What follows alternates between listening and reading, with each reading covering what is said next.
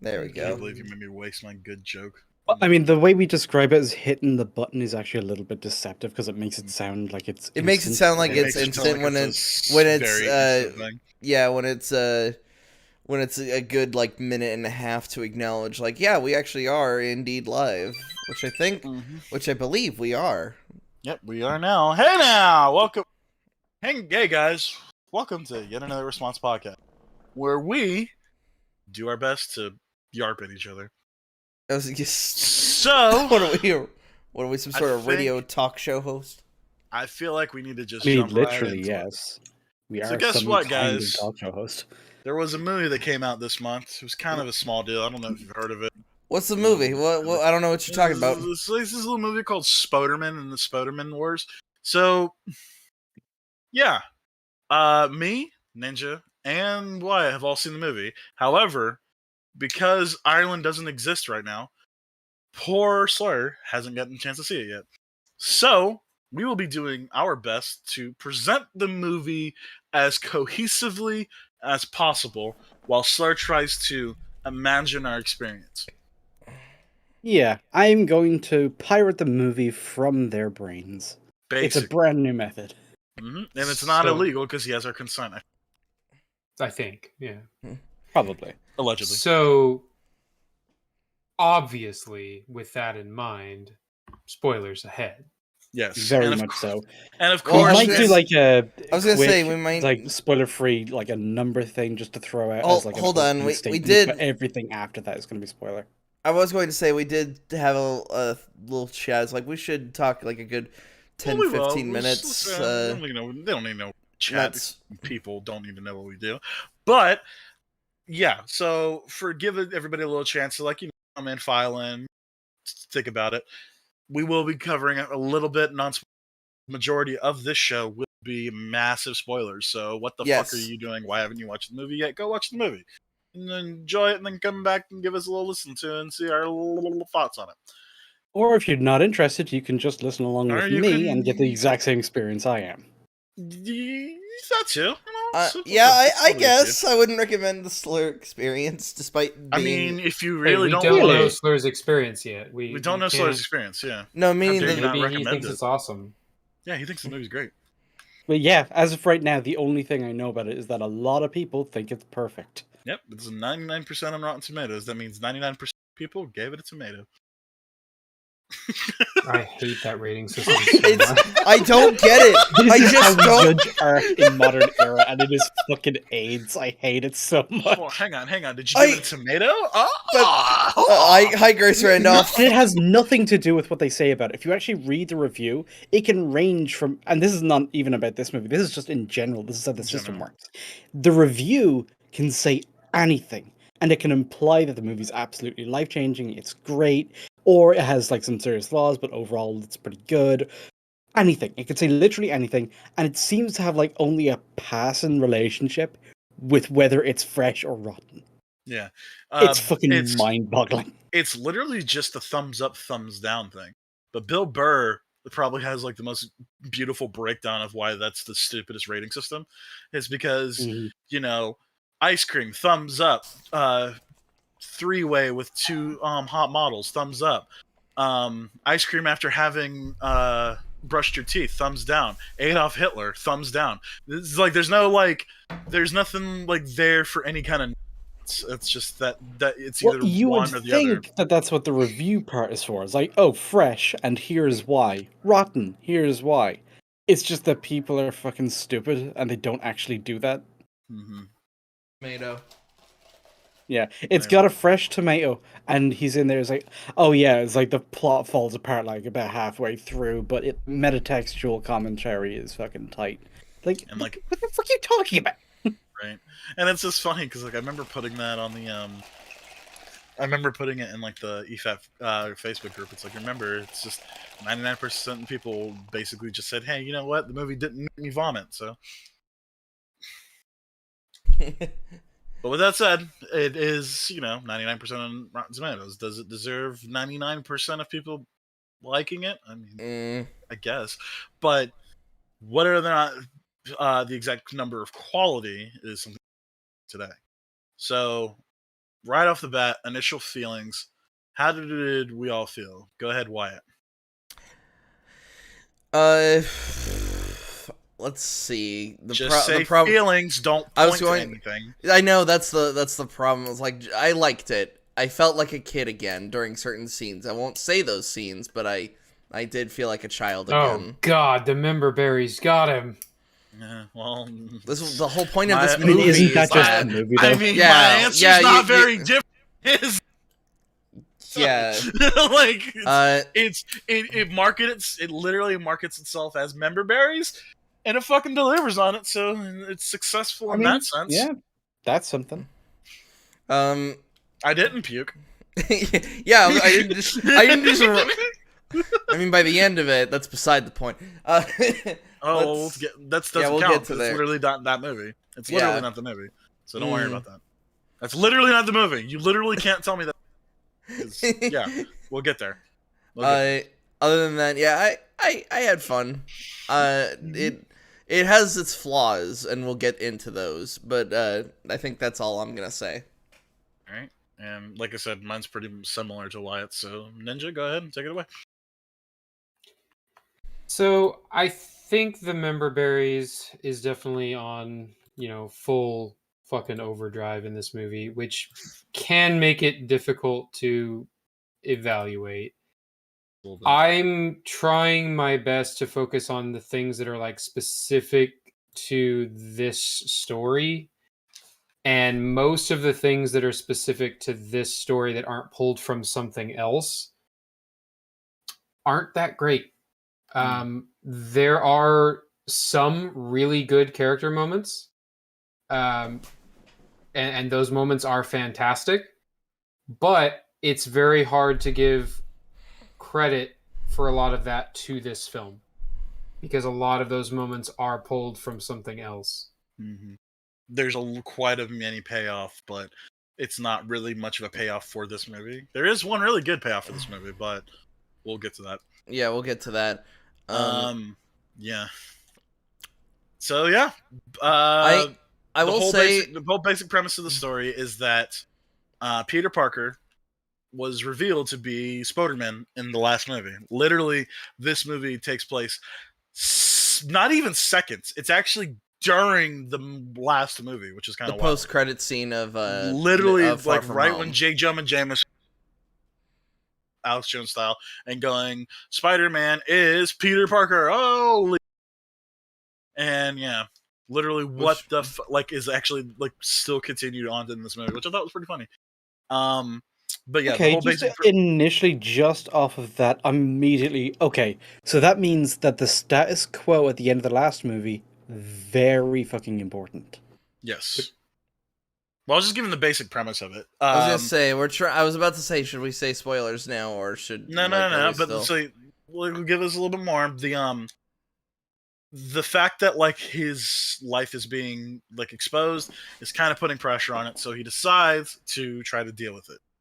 I guess at this point it is really hard to say without spoilers, even though it was in the trailer. I mean, this is really just the trailer shit, so this is stuff I'm already vaguely aware of, like the basic. Some of this is literally from the last movie, so it's not even spoilers. If you've seen the last movie, you've seen this part. Like, it's exactly. And then the if you've seen the trailers, you've seen the he goes to Doctor Strange to do a spell. Well, hold on. Yeah, you're skipping ahead a lot. Yeah, we're skipping ahead. So that's what I'm saying. So maybe Slayer is time to just. Or White is right. We need maybe it's time to actually just get into the spoilers, because it's honestly kind of hard to talk about like the events that happen without talking about like everything in it. So with that being said, like I said, if you really want to see the movie, actually we forgot to say that. Ninja, do you recommend somebody watch this movie? I would still recommend seeing it. Okay. I think subjectively the movie does rate pretty high. There are a few grievances that I had, even from like a subjective standpoint, but overall I did have a good time with the movie. Yeah. So if you are invested in the MCU, if you are invested in the Spider-Man, you might as well see this. If you've liked what they did in the previous Spider-Man films, you're going to like what this has to offer. I feel like I'm right there next to him. Yeah, I would say similar. I would say similar to that as well. Yep. All right, so here it is. We're about to get into spoilers. We're about to talk about spoilers. We're about to break the internet rules. Right into it. All right. We're supposed to wait like another 2 weeks. So if you don't want to hear spoilers, get the fuck out of here. Go watch the movie. Yeah, you have been warned. Essentially. 5, 4, 3, 2, 1. Fucking Peter Parker is Batman. What the fuck? Who would have? I really liked it when Willem. I really liked it when Willem Dafoe took out his massively huge dick and started helicoptering. And then Doctor Strange is like, I can't stop it. It's coming through. So yeah, like you said, the very first scene we get is literally the scene from the last minute where Peter Parker is seeing the news reveal and going, "What the fuck?" This is right after he was swinging around with MJ, and the people in the crowd are starting to go, "What the fuck?" And they start like crowding MJ and start intense and freaky moment because it's like, what the fuck are these kids supposed to do, kind of deal, and just Spider-Man. Spider-Man saying it wrong on purpose too much. Spider-Man does his best to spider away as fast as possible. So, yeah. And, it's just a panic. It's just, what the fuck? What do we do? Oh my god, this is fucked. Yeah, they get on top of the bridge and, Peter answers his phone. He forgets that he leaves. Fuck, oh fuck, I'm sorry. And like, it's like I said, it's a nightmare scenario. I was gonna say, he talks to Ned and all they say is, dude.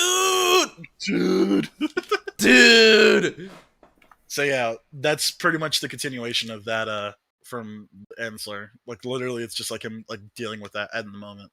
And yeah, so they swing back to Peter's place and we find out that May and Happy, they've completely broken up now. It's no longer the little discussion from the post-credit scene. Mm-hmm. And unfortunately, Happy is not really happy. Sad face. Happy gets abused through most of this movie. He doesn't get abused. It is kind of weird, though, when you think about... well, we'll get to that scene. But yeah, so Spider-Man gets back, and Aunt May and Happy haven't been watching the news because they've been having... future and shit like that. But Peter shows, they look at the TV which is on, and all of the TV things are on their apartment, and people are starting to like file in and like knocking on the door trying to get Peter Parker's attention because this is fucking huge news. So yeah, is there anything I'm missing out from like that opening bit? There is a really hilarious moment where they all get arrested. Don't hold on, because I have a big problem with that scene. Okay, go ahead. I have a problem with it as well. So, everybody gets arrested by the FBI. No, right? not even the Department of Damage Control. They get arrested by Damage Control, specifically the government institute developed by fucking Tony Stark.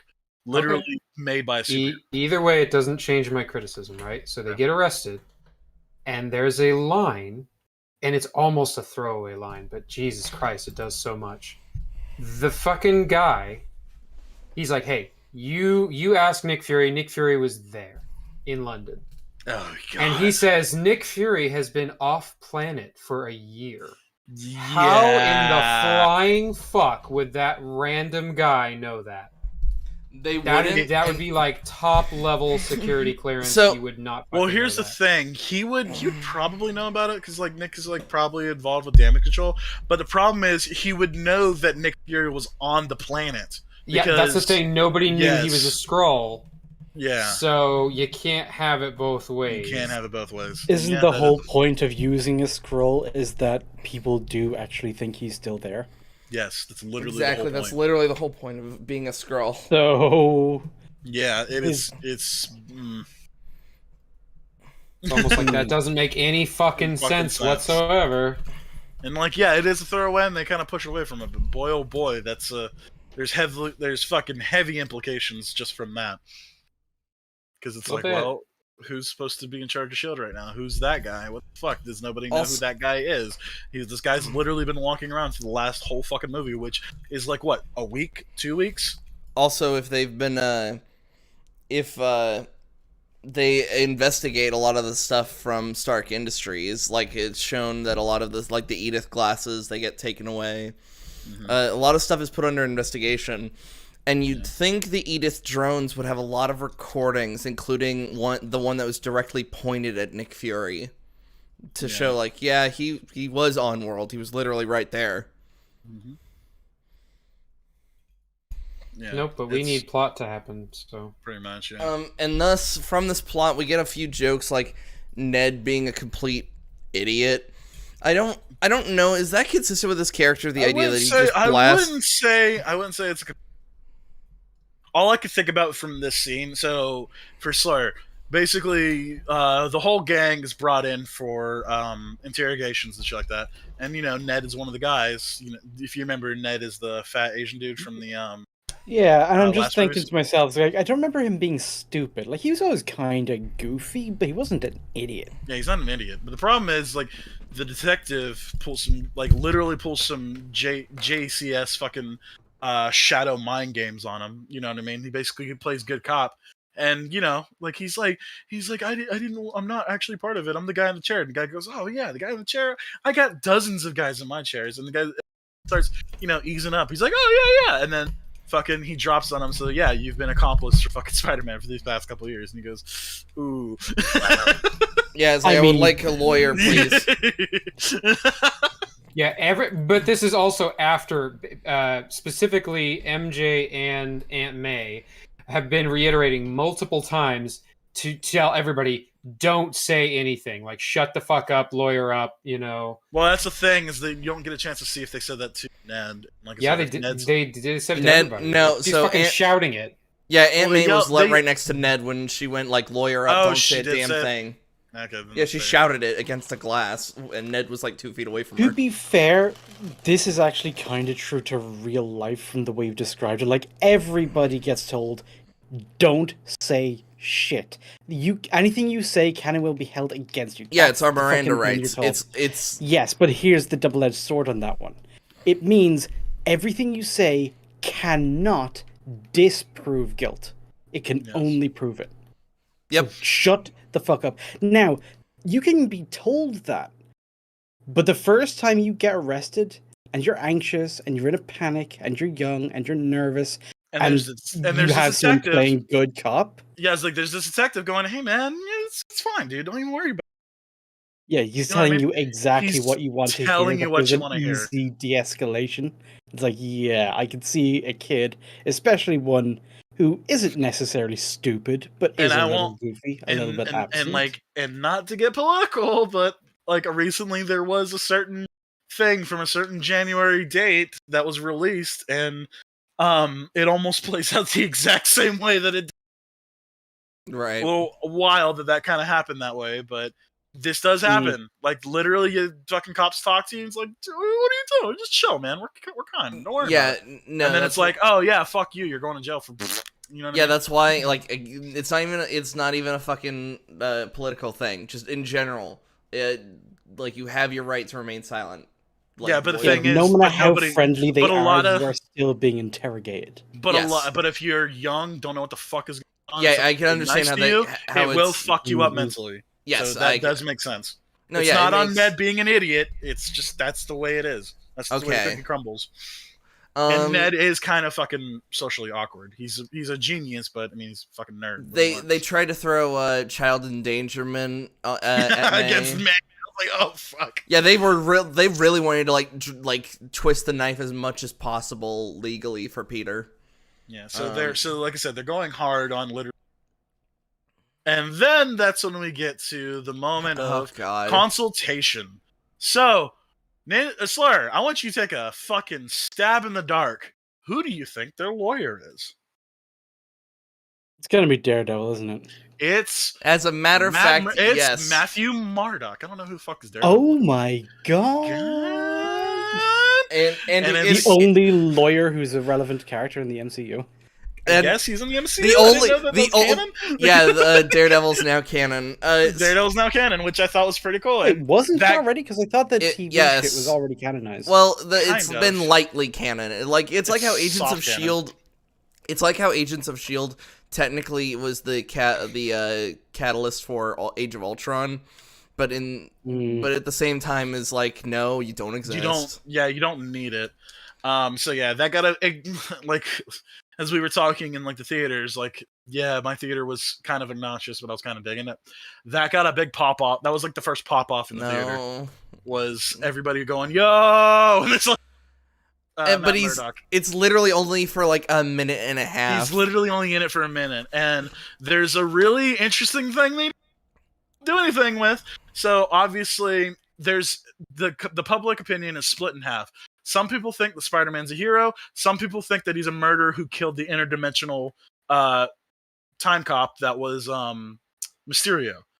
And where are we on that one, actually? Since we're coming right off the last movie, what does the public think Mysterio is? He's literally an intergalactic, fucking dimensional time cop. Yeah, to answer your question, Slur, at no point was it ever revealed that he was Quentin Beck, a former Stark employee, and that was using drones and illusions to fake being a superhero.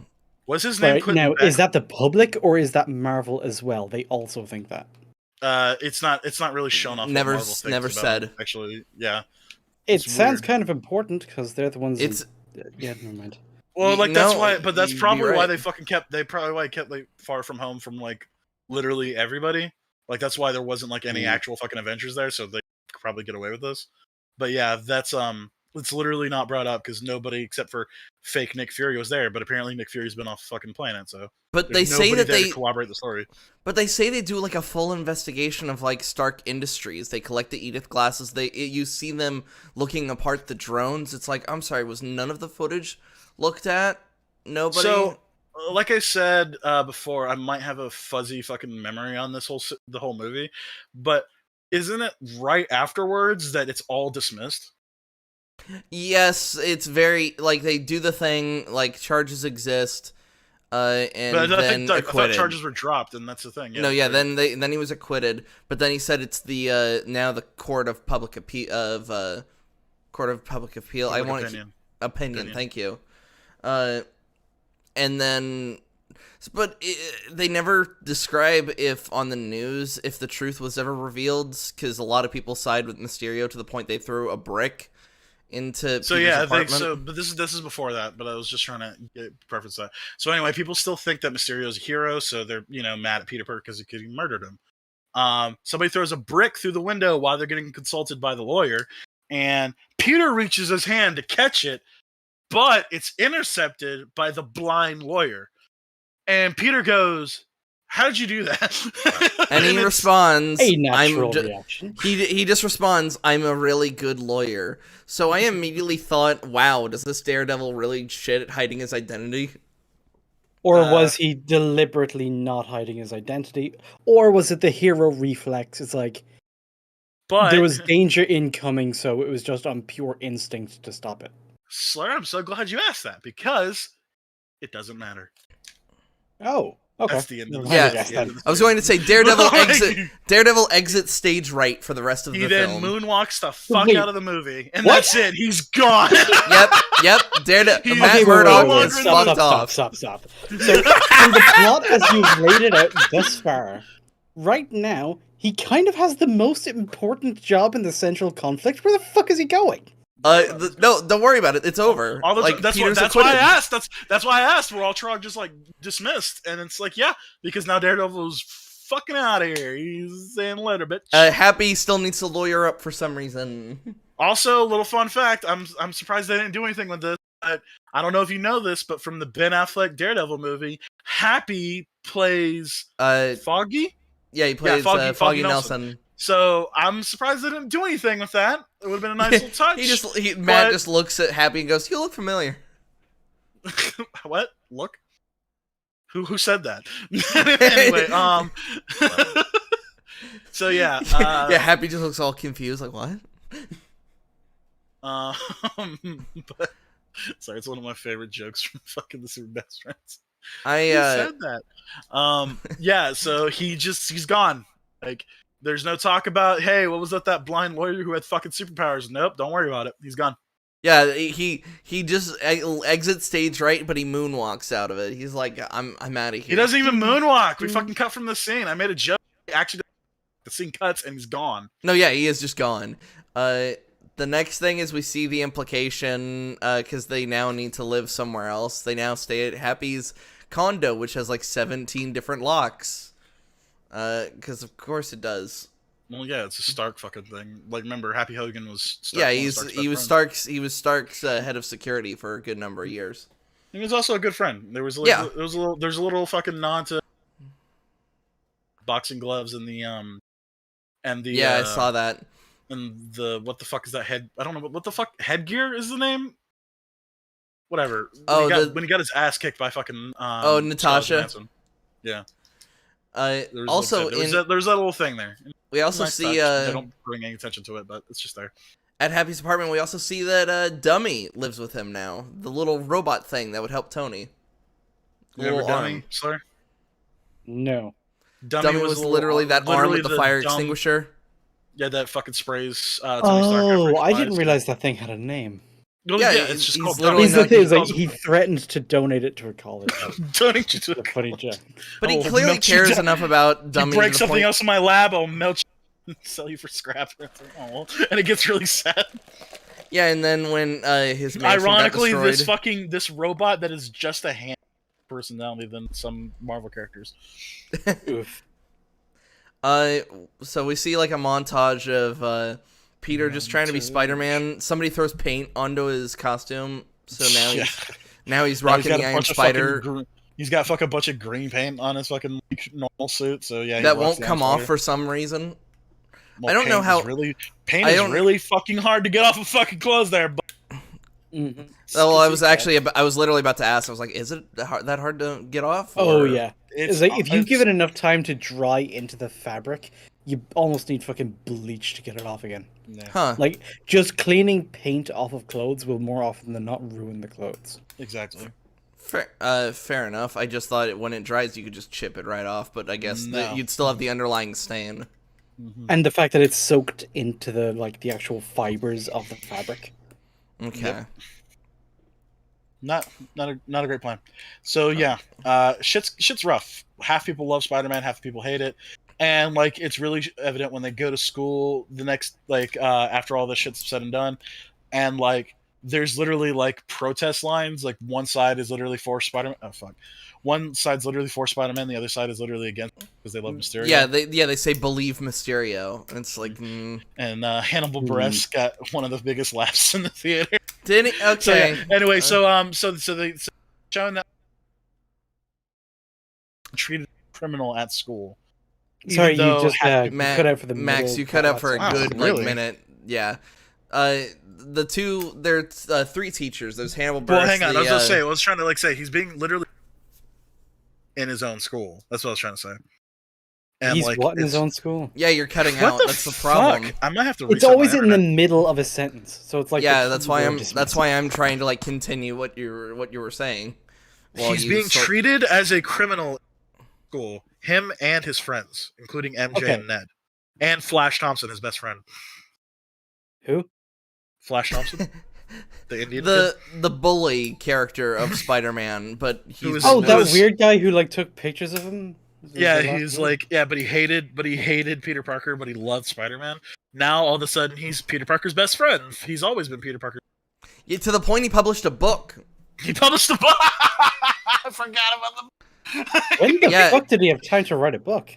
Well, it's applied. It's been like a month, or I wouldn't say a month, but it's been applied. There's some time between like the actual like explosion of fucking publicity and like school. But like I said, they're still being treated as criminals, despite all the shit. The amount of time it takes to write and then publish a book, this would have to be like the next year. Maybe, but he's also rich. I was going to say that's irrelevant. It still actually has to physically be fucking written. I guess, yeah. He's called Flash Thompson. I mean, come on, he's got to get in there. So we get the three teachers. So it's JB Smoove, white guy from the first two movies, and Hannibal Buress, the gym teacher from the first movie. And the two teachers are really nice to him, and then Hannibal is just fucking going like murderer. He's like, you're a fucking murderer. And I'm just like, I don't know how I feel about that. It's like, would he still be allowed like to not be a teacher, but would I don't know. I mean, I don't know. He's just sharing his opinion, and that's the opinion that's being shared calling across the school. He's calling a student a murderer. Yeah, because they have video evidence of him killing a bunch. And but this is leading into the problem. This is still leading into the. It wouldn't be looked on kindly, but if the principal is of a similar mindset, he'd probably just get away with it. The principal wasn't of a similar mindset because we don't know the principal. So wait, is JB? No. The guy who was played by the same actor that was in the first Captain America movie because it's his grandson. What? That's the principal. I wish I knew the actor's actual. Hold on, I could just pull. JB Smooth? Or the white guy? No, it's an Asian guy. That's the principal of the school. We see him in Homecoming. Oh, that is right. You're right. Yes, the principal wasn't there. Yeah. It's implied that JB Smooth. To be honest, from that scene. But yeah. Anyway, So yeah, fucking. So hold on, funny professor from the first two fucking movies. Like he built like a shrine dedicated to Spider-Man. To be fair, he saved his life twice, actually. He did save his life twice, yeah, but still. So he's like, Spider-Man's pretty fucking cool. But the thing I was talking about where it's like, has none of the information about Mysterio ever been shown public? Because why would this teacher that's just like, believe Mysterio? And it's like, was nothing ever told to them? Well, that's the implication. Apparently not. Yeah, that's really weird. That is kind of weird. Well, see, this is why I was so, like, focused on why... or what Marvel thinks of this. Or not Marvel, the Avengers, S.H.I.E.L.D., everybody, anyone of actual importance who would clear up the confusion. What do they know? Because if everybody still thinks Mysterio is telling the truth, then Peter's kind of fucked. Yeah, everybody believes Mysterio. Not everybody. There is one key character who doesn't. There's one key character who doesn't, and we'll get there. Yeah. But and that's where the rest of the movie comes into play. But there is one character who doesn't, and I guess you could say that I don't know if he represents all of Marvel because this is all taking place in the span of like a couple of days, maximum like 2 weeks. But so he tries to get on with his life. He's trying to get into colleges. The teachers also yeet the fuck out of the movie, and they're never seen again, which was kind of sad. I liked Hannibal Buress. I liked Hannibal Buress just harassing him, telling him he's a fucking murderer. I don't know. Again, I feel a pattern starting to form. Well, that's because they're literally setting up the fucking form to like here comes the main characters of the movie. Yeah, so they're trying to get into colleges. They all try to get an MIT. They all it's Ned, MJ, and Peter, and they're all trying to get into the same colleges. They all have the exact same backup colleges. They all have like all of that. They're all applying to different places. Main place they want to go is MIT, and if they get the MIT, they can all live together and have a gay old time. So they start getting letters, and all of them are being rejected. Like, all of the side schools are being rejected. And it's like, well, what the fuck is going on? Oh, no. What's the big deal? And they eventually, all three get a letter from MIT. And it pretty much reads the exact same for all of them. Is that due to public controversies, we're deciding to... what is the exact word? We're deciding not to accept your application at this time. And it's like, oh, well, shit. So now Peter Parker is legit being like told that like his friends are now suffering because of the fact that they know he's Peter Parker. And of course, it's ruining his friends' lives, which is going to be a big old thing for him. Yeah, and he doesn't want to do that. He's trying to do his best. And so he like just legit doesn't know what the fuck to do, but he realizes that everything's getting fucked because of him. So he thinks about a way to fix it. And somebody says something about. Well, no, somebody says anything. He looks up because MJ didn't take down the Halloween decorations because it's been long enough that it's post Halloween now. Mm-hmm. And so he looks up at one of the fucking things, and it's like a wizard looking guy, and he's like, "Oh, I got an idea." And we see him head over to Bleecker Street. He then knocks on the door, and the entire inner sanctum is covered in snow because, well, a blizzard's rolling in from one of the other gateways, and they're just shoveling snow out. And it's revealed that Wong is now the Sorcerer Supreme on a technicality because Doctor Strange has been gone for 5 years. So there needed to be a Sorcerer Supreme while he was gone, basically. And Wong basically took over. which makes sense. Yeah, I mean, he is literally the next fucking most senior one. He's the only other one we know the name of. It would have been Baron Mordo, but you get the fuck out. But so, too many sorcerers. Too many sorcerers. The bill comes due as he hands them their DoorDash receipt. So anyway, yeah. So Peter goes, "Hey man, can you like reverse time and like fix all this shit?" And he's like, "Dude, I don't have the time stone. What the fuck do you want me to do about that?" And he's like, "Oh, that makes sense." And then he gets an idea, or Doctor Strange gets an idea. He's like, "Hang on, I don't have time. I just have to make everybody forget." And it's revealed that he knows a spell that can make everybody forget, and apparently it's on Wong. And like, there's a pretty funny joke there. Yeah, I was going to say. Do you remember the celestial moon party at the Sanctum Sanctorum? He's like, no. He's like, exactly. Like it's a pretty good setup. There's a separation from the trailer to the actual movie, though. In the trailer, Wong tells him like, no, don't use don't use the spell, and Strange goes, all right, and then winks to Peter. In the movie, however, they make it look weirdly goofy in the trailer. So it's like, don't you do the big fucking no spell, and he's like, I won't, wink, and it makes him look goofier than we're used to him. I'm guessing he's a little bit more true to his original character in this. No, so what happens was Wong, after hearing all this, it's revealed that doing this spell will take them dangerously close to dangerous forces, which it's kind of how. Like, I guess in the comics argument, but it is kind of how like the spells in the comics work. Is like you're not really doing certain things. You're borrowing the power from gods. So I mean that's just consistent with the first Doctor Strange movie as well. Okay. Yeah, they describe the magic of Doctor Strange as you're taking energy from different dimensions, including like the mirror dimension. And bigger magic makes a bigger ripple. You're gonna invite things in. You have to be careful where you get your power from. Blah blah blah blah blah. And so it happens. Yeah, and so like in the trailer, it was just applied. It's like, don't do the spell, but it's more of, hey man, if you do that spell, there's a really big chance it could be dangerous. And so Doctor Strange is like, well, I'm probably gonna fucking do it. And then Wong just goes, just leave me out of it, and he literally walks out of the movie. Yeah, again, another character just leaving. He literally grabs. It's funny. It's the probably most egregious version of walking out because he's literally has like a shitload of suitcases and stuff like that. He's just fuck it, leave me out of this, and literally leaves. He walks through a fucking ring portal and closes that bitch, and he's like, "I'm out." Yeah, he is out of the movie after that. Like, see in the sequel, Gaylords.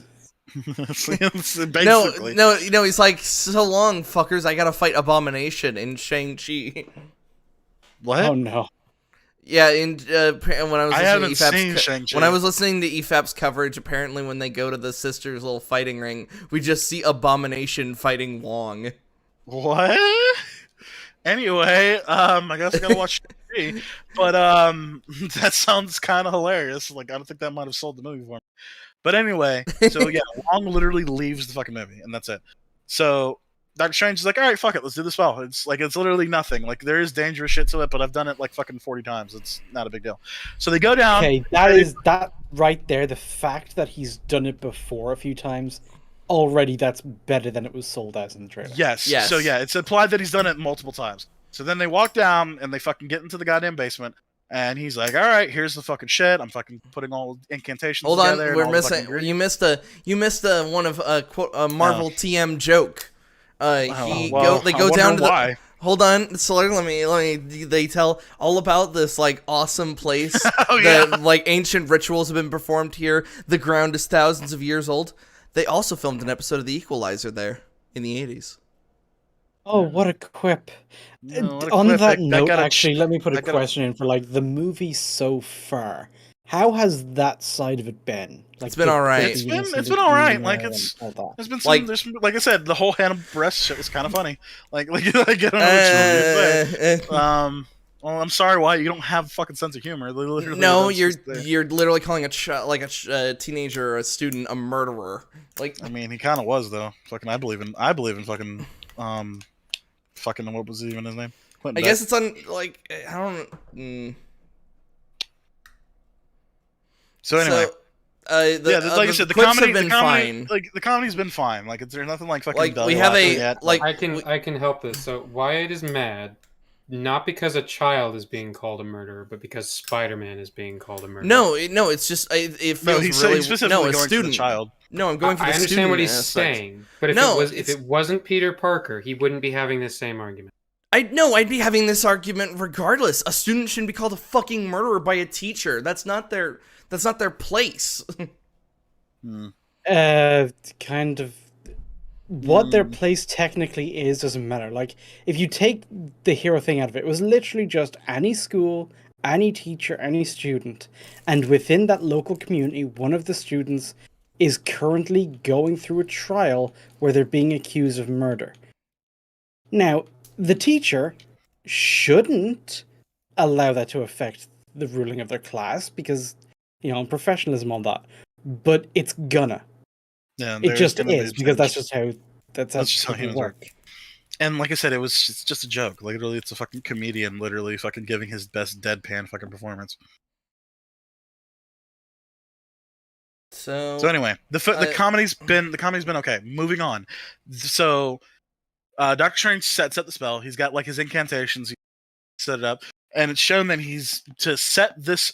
So the spell is everyone will forget Peter Parker is Spider-Man. Sorry. Well, hang on. Well, that's what it's implied.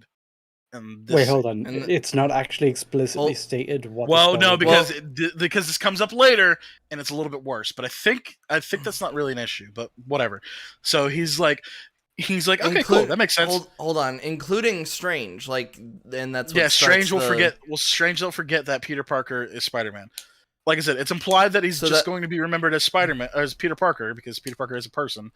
But yeah, and he goes, "Well, hang on a second. Will everybody forget?" And he's like, "Yeah, that's kind of how this works, man. Stop, and then he steps into the spell, and he doesn't step into the spell. He just steps next to him. What he steps into doesn't really make that much of a difference. It's what he starts saying. He goes, "It'd be really good if Aunt May could, or it's MJ could remember because she's kind of my girlfriend." And he's like, "Was she your girlfriend before she found out you were Spider-Man or after?" He's like, "A little bit of both." And he's like, "All right, fine." And he adds another line to the spell. So there's this big circle forming around them, and he basically adds another circle around them. And he goes, "Okay, cool, thanks." And then he goes, "Yeah." So he's like, "All right, fine, I'll add it so only MJ remembers you're Spider-Man." And he goes, "Well, Ned's my best friend, and it would be really helpful if he still remembers." And fine, whatever. You can see and the he problem adds another line. He adds another line. He's like, "Okay, fine, I'll do that for Ned." So Ned and MJ. He's just adding shit to it, and he's still trying to set up the spell and keeping it stable. But it's really important that Aunt May should remember. He's like, "Dude, you're starting to add a little bit too much." But he's like, "I'll try," and he adds another line to it, and the lines start getting really wobbly. Oh, we got another quip as well. Happy? No, I'm irritated. Yeah, everything between him and so I actually kind of liked that one just because of the pure back and forth timing of it. Mm-hmm. And it's it's weird. The trailer, you don't have to call me sir. I think we're past that point. And he goes, "Okay, Steven." And there's a really fat pause in the trailer, but in the fucking movie, it's instant. Oh yeah, it's not a little weird, but all right. Yeah, instead of in the trailer where it's a good fat minute of pause in the movie, it's bam, bam, bam, bam. Yeah, like I said, all of their interactions is pretty great. So yeah, he adds another spell and it's getting a little wobbly. He's like, "What's going on?" And he's like, "I'm starting to lose focus," and the spell starts to break apart, and we see some crazy shit. But Strange grabs it, pulls it back in. He's like, "I'm not fucking doing this. You keep fucking up my spell. You're just gonna have to deal with it now." He's like, "Maybe there was something that got a big pop off in the theater." He's like, "Yeah, so you're just gonna have to figure out how to get into college anyway. I mean, maybe call them again." He goes, "Again?" No, hold on. No, he said "I'm sorry, the appeal didn't work out." And Peter then goes "Appeal?" It's you almost made me tear apart the fabric of the multiverse, and you didn't even try to call them. And when you put it that, when they outside the Sanctum Sanctorum, as if then he throws it, he gets cut to outside of the Sanctum Sanctorum where Peter Parker is being shoved out. Yeah, and it's funny because that was a bit of Doctor Strange coming through because he's a fucking doctor. He was still, and this is kind of one of my big worries just off the trailer is that his character wasn't really being presented as himself, whereas this very much is him. It's yes. Once things start getting a bit wobbly, he's someone with enough sense to stop And then when he finds out that there was a simpler possible solution that you didn't even try, he's gonna be fucking annoyed at you. So one criticism that I've seen about this is that Strange would have asked before using the spell, and I'm not sure. I don't know. Yeah, I don't know if that would account because Strange is vibing with the kid because he is dealing with a lot of shit. You know what I mean? And also, like, again, if you just assume somebody has done a thing, even if it's a very obvious thing to do or it's a very important thing to check, if you assume it's done, then in your head it's already a box that's been checked off. Yeah, you're not going to double check it. Yeah. Yeah, and here's the thing. Also, I don't know if it happens in this scene, but Strange straight up does admit, he's like, all the shit we've been through, I always forget that you're just a kid. And he's like, I'm sorry, like, because you know what I mean. He's like, he's kind of hard on him, but he's like, dude, you're a fucking child. Like, what am I supposed to do with you? So yeah, he kind of forgives it and shit like that. And but then I think that comes up later. That's before I think that comes up. Was it before or was it after? I was gonna say it's before he gets kicked out. He said like, oh, after all this, like maybe you could try the appeal again. And he's like, again, and then we get the conversation. Then he's thrown out. Yeah. Then like I don't remember if the kid thing was during that or later, but no, that was during that. I literally just said it. So yeah, he basically kicks him out, and he's like, "Go fucking fix it, dumbass." So he goes, "Yeah, I should go fix this."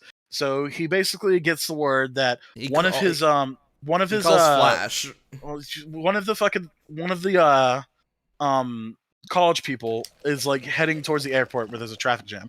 So he heads over to the highway to try to find her. So this is something I missed, but apparently when he was looking for this teacher lady, if he was scanning for facial recognition, apparently the Stark satellites are down. Yeah, because they're still under investigation, apparently. The facial recognition and a lot of the others. Karen's the name of the AI in his suit, right? Except for it's not Karen, it's a guy's voice, wasn't it? No, it was a girl's voice. Was it? This is why we wish we could pull up the fucking movie. That's what I'm saying. I really wish I could pull up the movie, like get that. Ninja, was it a guy or a girl? Do you remember?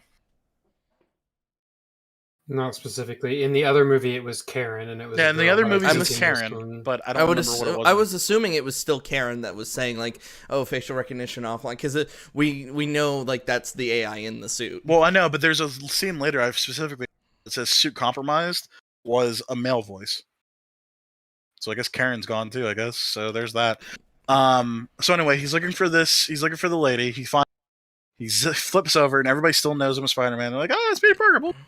And he knocks on her window, and he's like trying to say that only Ned and MJ should get through. Like they shouldn't be bogged down by his mistakes and stuff like that. So he's basically appealing for them, not for himself. But Peter Parker.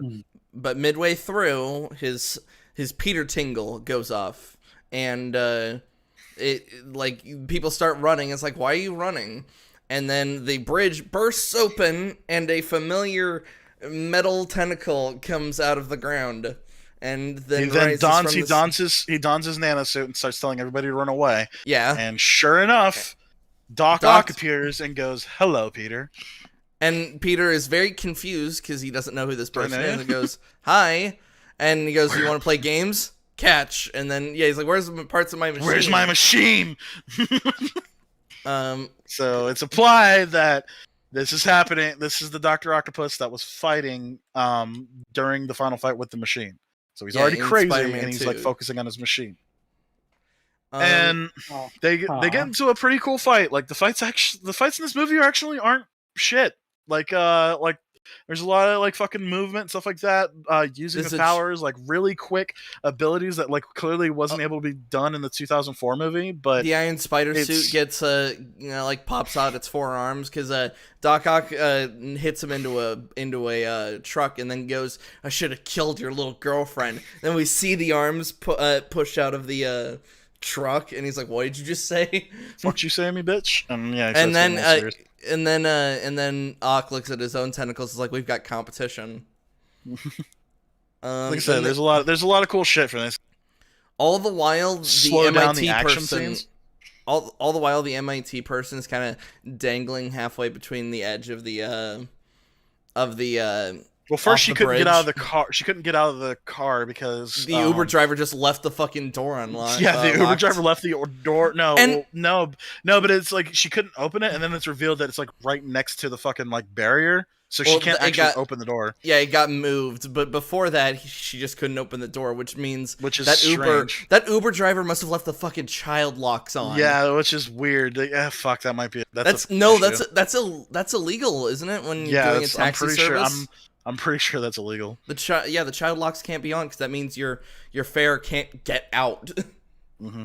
Which is weird because she's able then to get out later, but then it's revealed that it's the thing. So in my brain, I assumed it was because she couldn't open the door because of the fucking barrier. But yeah, no, if she probably couldn't open the door right there, so that means the child lock, which then it turned off. So that is technically a flaw with the movie.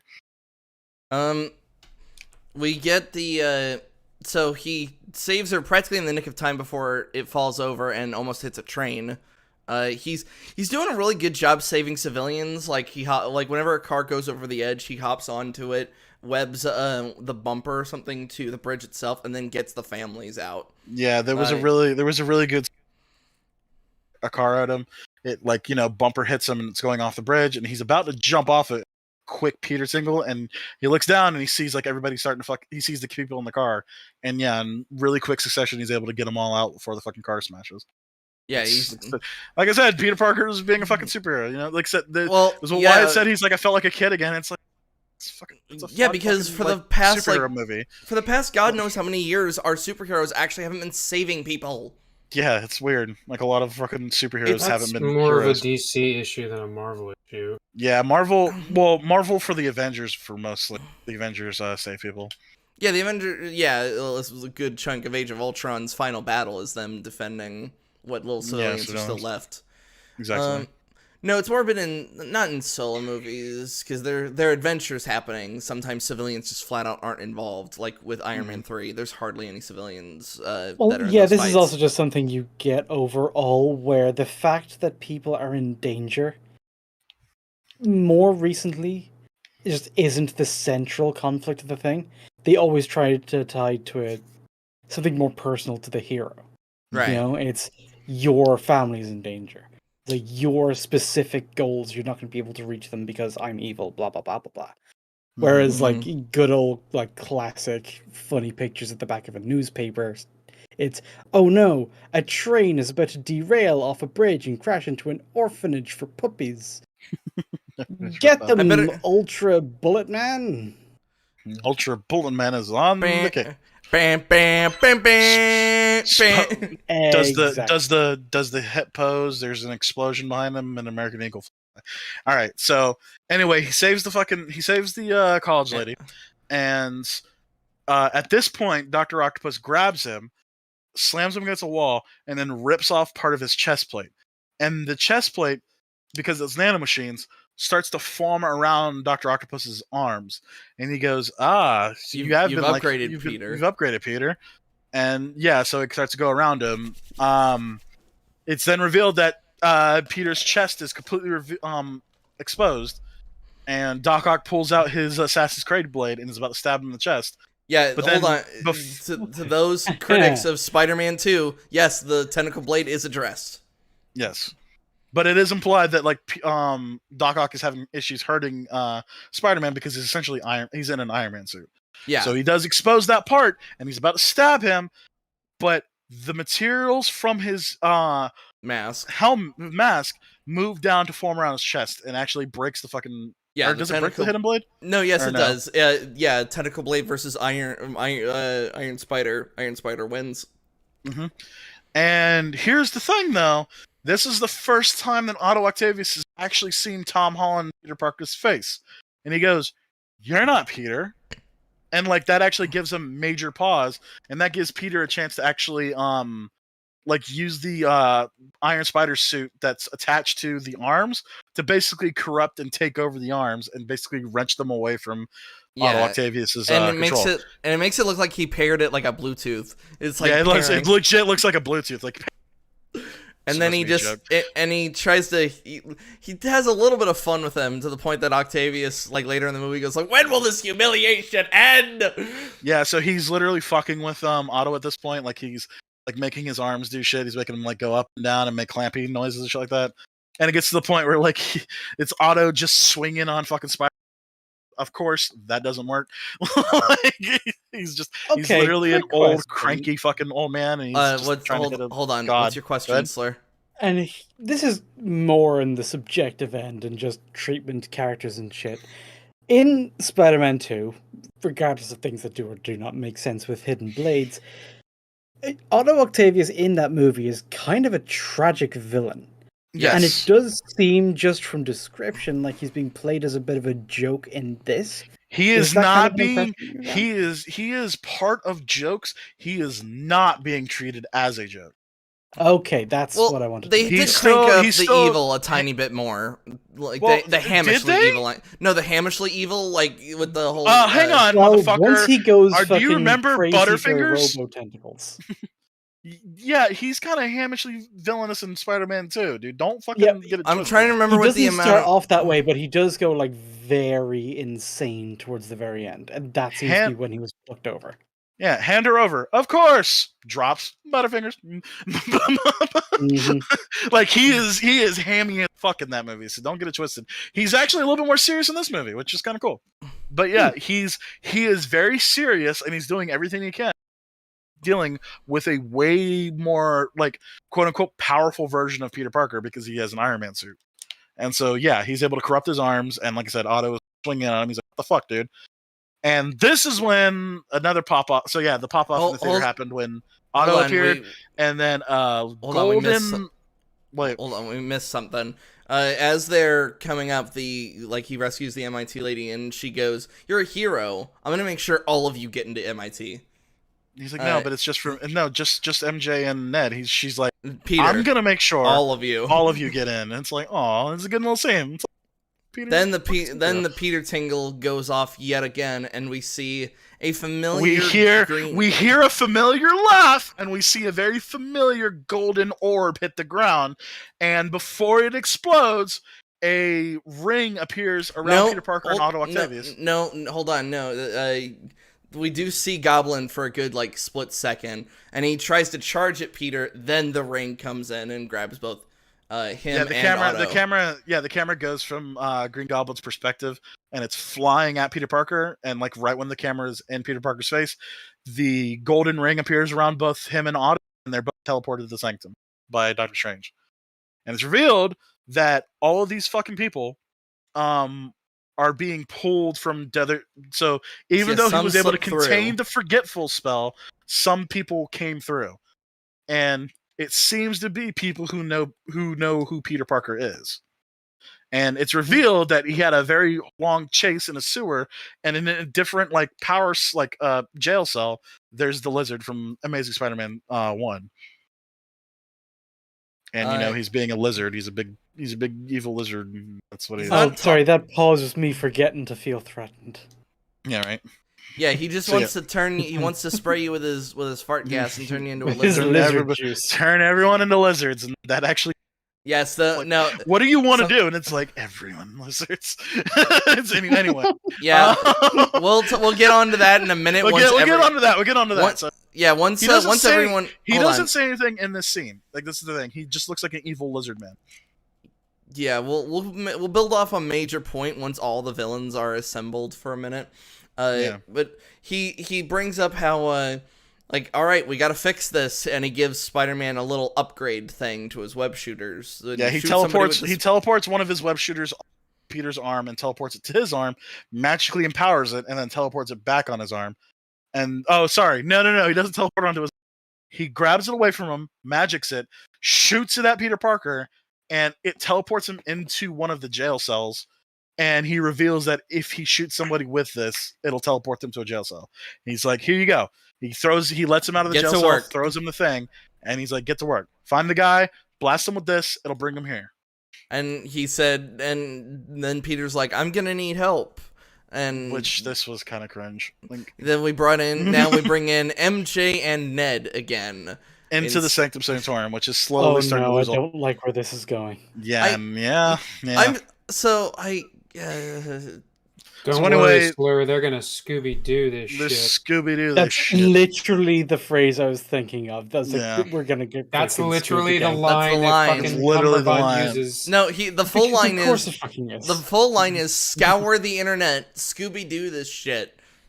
No, yeah, he's basically giving orders. He's like, "There's shit going down. Figure this shit out right now." And he's like, "Yeah." Did they at least get like a Cyber Sentai bullshit like transformation sequence for their new powers? No, like, they don't get powers. In fact, they don't get power. Yeah, we're gonna get through. Yeah, we're gonna get there, and that's where where like so he says Scooby-Doo this shit, and MJ goes, "You shouldn't be like that. I know some magic words, and one of them, please." And he goes, "Please, Scooby-Doo this shit," and he like walks away like in a huff. So this does bring up a good question. And Wyatt was really mad about this point, apparently. So go ahead. Well, I was actually going to ask. Hold on, for fuck's sake. I have a point before this. Pull out a super mega sword and kill. No, that's not the fucking problem. If you let me talk here. So I was actually going to ask a question: whose more fault is the fucking spell falling apart, Strange's or Peter's? Probably more of Strange's. No, the spell is something that we know for a fact works, and has worked reliably multiple times. The difference this time was that Peter kept trying to overcomplicate it long after he was told, "Hey, look, you're making it more complicated, stop." Peter, and then he's like, "Oh, but also Happy. Oh, but also Ned. Oh, but also..." Strange could have explained the spell a lot better. But I would argue at the end of the day, it's always the caster of the spell who's at fault, because Strange could have stopped at any point in time. Yeah, I immediately thought like Strange could have stopped and then said, "Give me a list. You're overcomplicating the spell, and that's going to cause huge ramifications. We're starting over." But he also did actually stop the spell when he realized it was getting complicated. But he stopped it. He contained it. He didn't. He quote unquote contained it. Like the spell is still. No, I mean like when eventually he stopped doing the spell overall. No, after he reached a certain point, it's like, okay, that's too many. Stop. That's the weird thing. What we're trying to tell you. No. All right, go ahead then. So the way I go on. So go ahead. He tries to cancel it, but by the time that it gets fucked up, it's too late. He can't actually cancel it. He just basically contains it and like puts it in a little box. Okay, so my question is, but he doesn't. And what Slur was saying is he doesn't continue to pursue it. He stops right there. He just contains it, which is basically stopping the spell. No, it's not. This is the thing. Does it stop the spell, or does it just kind of like still put going? A pause here's done to a certain point. Well, no, it's not being done at all. Just that when he opened up the parallel force, like to get to the spell, like it opened up the parallel universes for people to come through. But the forget Peter Parker spell doesn't happen. That's the whole thing about the box, the MacGuffin of the fucking movie, basically, is that all they have to do is push this button, and the spell will essentially release. Like, it is a spell bomb, basically. Which will send everybody back, and then things. So the spell is very much still active. It's just paused. It's not stopped. It's not gone. It's still there. I'll be right back. Right. Okay. So Strange could allegedly, like, we would hope that he could have canceled it, but we honestly don't know if he could, because presumably if he could have, he would have. But he doesn't. He literally does the pause thing instead, which I'm assuming means that's the best option. He literally puts it in a Hextech orb and like just holds it there. Like he doesn't actually do anything with the spell. Like he doesn't try to like stop it, destroy it, or anything. He just puts it away. That's like, he doesn't like truly cancel it. It's still there technically. Well, and I forget the exact wording of it, but there is a line where he's like, he basically explains that it was like, that was the best he could do, or he had to do it like quickly. I only had enough time to contain it. Like he makes it sound like it was a big emergency. Yeah. Like I was barely able to do this. This was the best I could do on the fly. It's because when he contains it, when he had just contained it right before it, we see like the sanctum like fall apart, and we do see like those alternate dimensions, or just dimension space, before he then claps his hands together and it's like, no, fuck off. And he didn't call. So anyway, so he's basically saying, fucking bring everything together. You have a lab you can work in, and he goes down to the basement next to where all the laundry is, and it's set up for a joke, and it's kind of cute. This is when it gets a little weird. So they're starting to go through the internet. They actually talk to Otto Octavius for the first time. They get a giggle, ha ha, your name is Otto Octavius. That's weird. And it's like, oh, I guess that is your name. Why is that laughable? Like, I still don't get the joke, actually. What's your name? It's a fucking because he's Dr. Octopus. He's Dr. Octopus. His name is Otto Octavius. Like, it almost sounds like octopus. So yeah, it sounds I kind of just agree with Mahler, where it's just like, what did the arms come first or the name? Yeah, that's probably to be 100% honest. Original concept of character, I 100% would put money down. The fucking power came before the name. So yeah, whatever. Who fucking cares? Like I said, it's a little fucking. It's like Harley Quinn when you find out her original name was Harleen Quinzel. Yeah, it's just a thing in fucking superhero media. We've all and I feel like that this is a goofy thing that just happens to be true. And like I said, so you're asking, it's like treated as a joke. I feel like this one's close to being treated as a joke, but I would say that's more of a meta joke about like his fucking name's ridiculous. But whatever. Like I said, it's well, go ahead. Say what you want to say. Well, it's this thing where in the beginning, these meta jokes where we take this thing from comics, which we all love, and then we just kind of poke fun at things that are a little goofy that we're all aware of, and we're just having a good time with a media that we're all familiar with. Good shit. For, the first couple of movies that do it. When it starts becoming normal for every superhero piece of media to laugh at how goofy superhero media is, it stops being the thing that's making a joke out of a trope, and the joke just becomes the trope itself, and it's like, so why is it still a thing? Well, I would say the joke of the thing is more prominent than the thing it's a joke of. I would say this is not just even a joke on comic books, but like the Spider-Man movies in general, because we start getting more villains. Like they start talking to each other. It's like, what the fuck was your plan? What the fuck was your plan? Oh fuck, what the fuck? Like kind of deal. You know what I mean? Like everybody treats each other like they're dummies, and it's like, and even to a certain extent, they go, like you know what I mean? The guy who's thinking, it's like, yeah, I guess that is kind of stupid. This is like trying to be Venture Brothers and also the cartoons that Venture Brothers are trying to make fun of at the same time, and that's I think my issue. You don't get to be Johnny Quest and Venture Brothers. You have to choose. Are you a parody of thing or are you the thing? And right now it seems like they're trying to jump back and forth between the two. Yeah, because but like I said, they're parodying the old movies while also paying them respect. So, but we'll get to that. So they talk to Otto. Hold on. I was trying to fucking get a point to go kind of on a thing that Slur was talking about. They'd either say like, "Wow, that's a bit weird," or sometimes go the exact opposite, such as the first X-Men. You actually go out in these things. What do you think we would wear? Yellow spandex. Yeah. And we all laugh like, haha, funny joke, but like. That was also just that early 2000s edgy mindset looking at the Golden Age comics. Like, oh my god, aren't they so flamboyant? Mm-hmm. Then you get to like modern comic book movies and we look at All Might, who is just completely without irony. And we're like, holy shit, that's actually kind of awesome though. Well, it's to the point where it's just like, I'd love to see Hugh Jackman in the actual costume. But... Right. They see a signature of a like something's happening at this like secret site. Well, hang on. They talk to Audio, that's what I was trying to say.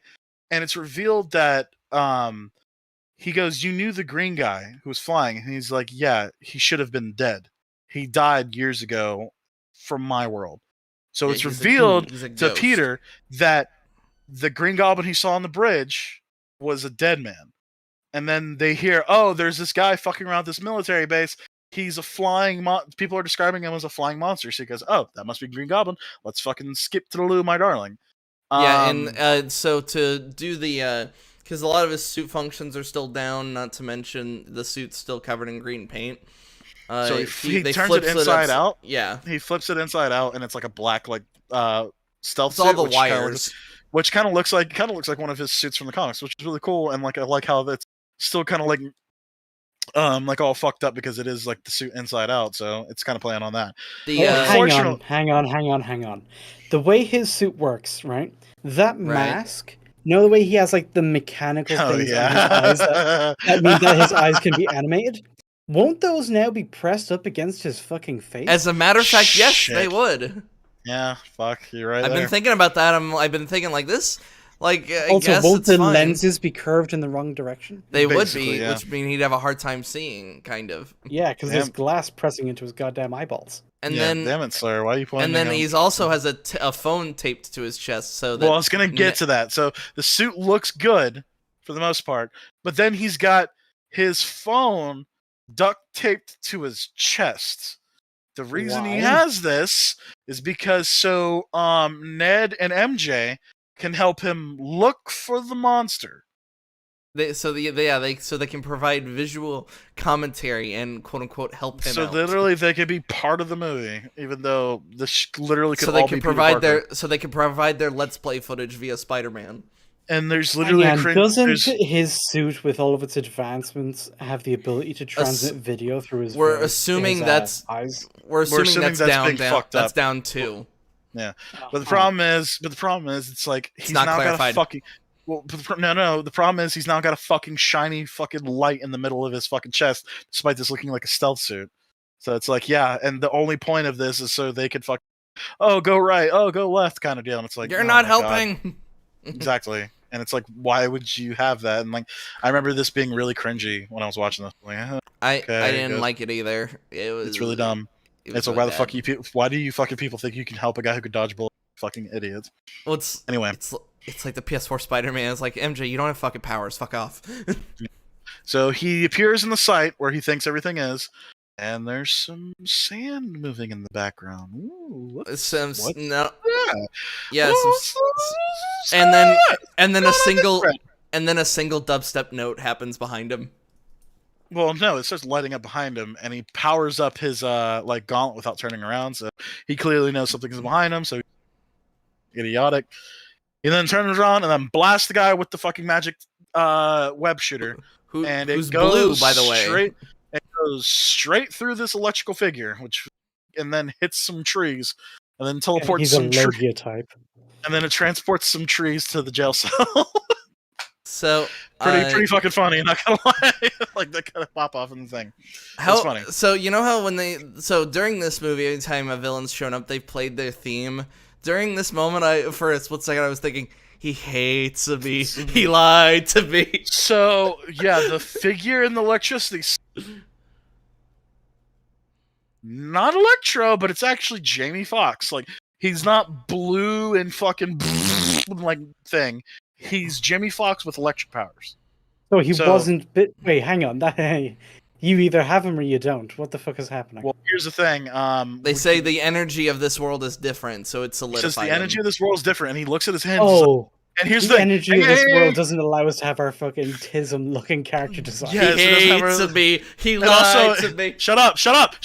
He also is he's also like now normal.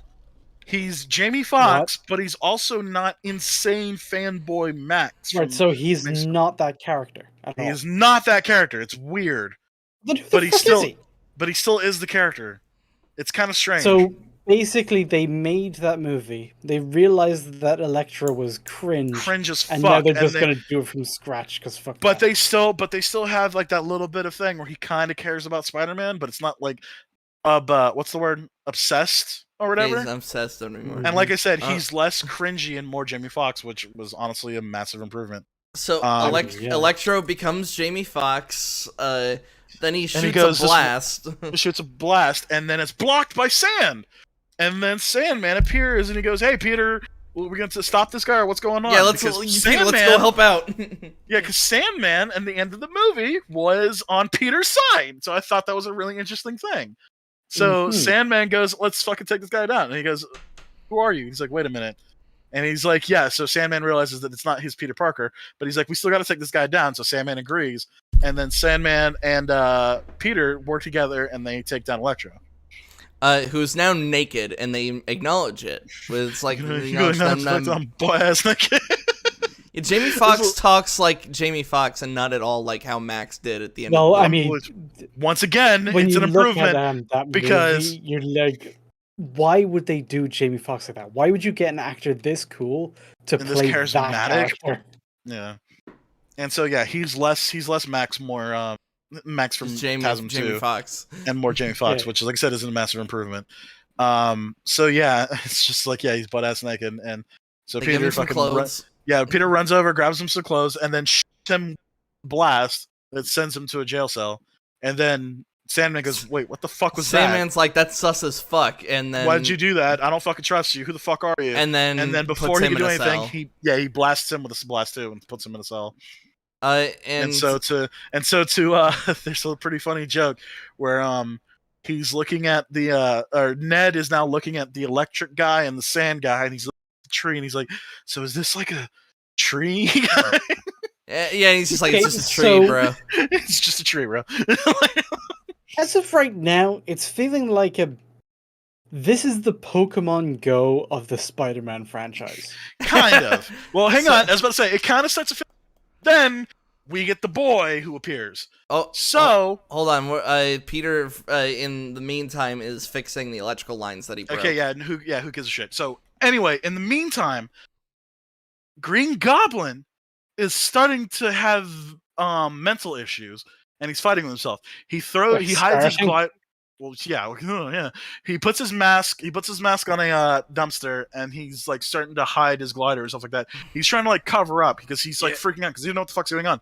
But then we get a callback to the first movie where he's talking to himself via the mask. Mm-hmm. Yeah, he's like, "You're weak, Norman. You're weak. We have a new planet to take off." And he's like, "No, fuck you, leave me alone, bro." And he takes a brick and then smashes the mask. He smashes the mask and like runs away, but you still hear like the cackle. And Peter, so yeah, he is fixing things, but he gets a call from his Aunt May saying, "Hey, one of the guys is here," and he goes, "Oh shit!" and he goes immediately. But she's sitting there, calmly having coffee with Norman Osborn, who Norman Osborn is now talking to Peter, saying everything doesn't make sense. My son doesn't exist. My company, which this was a weird throwaway line. Ninja, did you on this one too? Oscorp doesn't exist in the MCU. Yeah, that's true. It's never really been alluded to or mentioned at all. Yeah, but now it's straight up said that it does not exist. Because when Norman came through, he's like, "Nothing I own exists. I don't know what's going on." Yeah, somebody else is living in my home. Somebody else is living in my home. My company doesn't exist. The only thing I think of was to find Spider-Man for help because Spider-Man helps people. So he's kind of being played, like I said, he's kind of being played as like this crazy old man who doesn't know what's going on. He's kind of like scared and alone. Well, it's because if you remember, like whenever he's Norman, or at the very least at a low point, he treats the Goblin as almost like Norman's being taken hostage. They very much have a Jekyll and Hyde thing going on. That's their whole vibe. Don't let him take me again. Yeah, I beg you, protect me. Yeah, so like I said, fucking Willem Dafoe acts his goddamn ass off, a fucking class A actor, and he's doing a good job. And like I said, he's not being treated like everybody like has jokes, but I don't think any of the jokes actually apply to their characters themselves. Like, you know what I mean? It's like, "Oh, you're made of sand. Oh, you're electricity." But like that's like the gist of it. They're not making fun of the character itself. Mm-hmm. So and Norman Osborn, like his tragedy is being treated deadly serious, and it's really well done. Like I would say, it's like Norman's performance, or Willem Dafoe's performance in him in the movie is pretty good.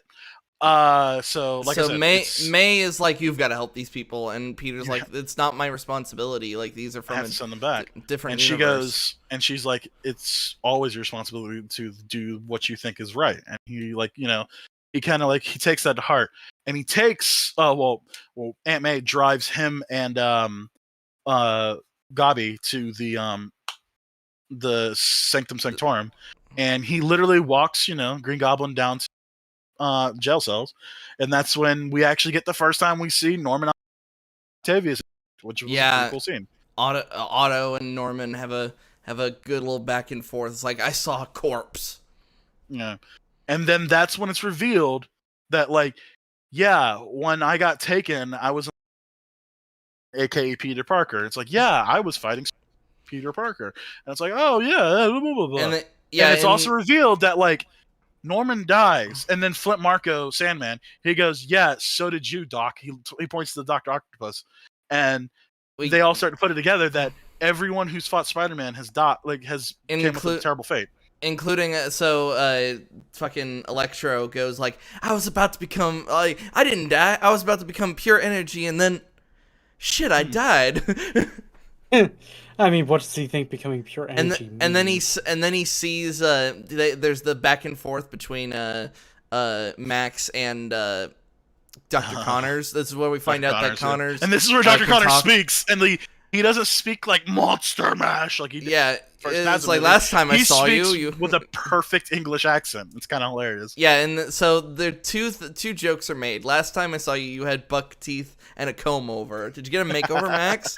How was your plan to conquer New York, Connors? Turning everybody into lizards? I wasn't trying to turn everybody into lizards. I was trying to evolve the human race by turning everybody into lizards. Yes, like that's exact. He goes. Like I said, it's like the absurdity of their plans and shit like that. It's all to point. I was saving this point for literally this moment. The nice thing about this so far is that these characters are kind of acknowledging that they like for the TASM people, they're acknowledging that they've been in kind of shit movies. Yeah, a little bit. That comes into play a little later too. Yeah, which is pretty funny. So it's also a big problem with this scene. Well, so go ahead. Go ahead. So there's a big problem with this scene because this is where all the villains are starting to kind of make the connections of like who knows who and you know how they all interact. And Sandman states that he knows of Connors and Electro, right?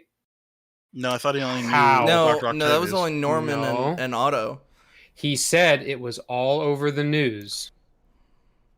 That Dr. Octopus when he was talking about Connor and Electro. He mentions it specifically talking Norman and Octavius. So here's the thing. Stop right now. Wyatt, look up the transcript. Like we can't look at the movie. I was going to say I can pull up the script. But I'm like 99% sure he's talking about all of the news that you died. Because that's when fucking Dr. Connors asks Max, it's literally when they transition from the conversation where like Norman and Otto have they're doing their reuniting thing, and then he's talking about the Lizard and Electro, and he makes reference to how he is aware of who they are, which doesn't make any sense because he's not from their universe. Yeah, I'd have to see that because, like I said, I don't remember that being alluded to, but I could be wrong. So go ahead and like pull, that could be it. Like I said, we'll look into that. But so Peter starts putting together that, oh my god, all these people die if I send them back, and almost as making that realization, Doctor Strange appears with the MacGuffin box, and he goes, "If I press this button on this box, it'll send everybody back. So is this everybody?" And Peter then goes, "You can't do that because if you do that, these people will die." And he's like, "That's their fate. It doesn't matter. They're not our problem. They need to go back to where they came from." And hold on, and Peter's like, "Hold on, we could cure these people." And then Norman goes, "I can help. I'm something of a scientist myself." Yeah, he straight up says the lines. It's the only time I'm something of a scientist myself, and that got a big pop off. Say what? Say the line, Bart. Say the line, Bart. I'm something of a scientist myself. Yay! Yeah. And that got a big yay from the fucking crowd, and it's like, yay, what you mean? No one understood in my theater. No one understood. No, you sound like you're from not a. I'm gonna say that right. Okay.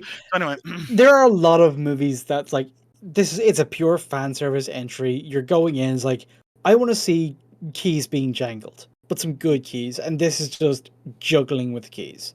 Yeah, but it's surface level. It's not really doing much on its own. It's really like playing the best hits on tour. Mm-hmm. That's kind of what it is, and it kind of, for the most part, does an okay job with it. To be fair, like they sold the movie on it being a fucking member berries trip, and it's a fucking members berries trip.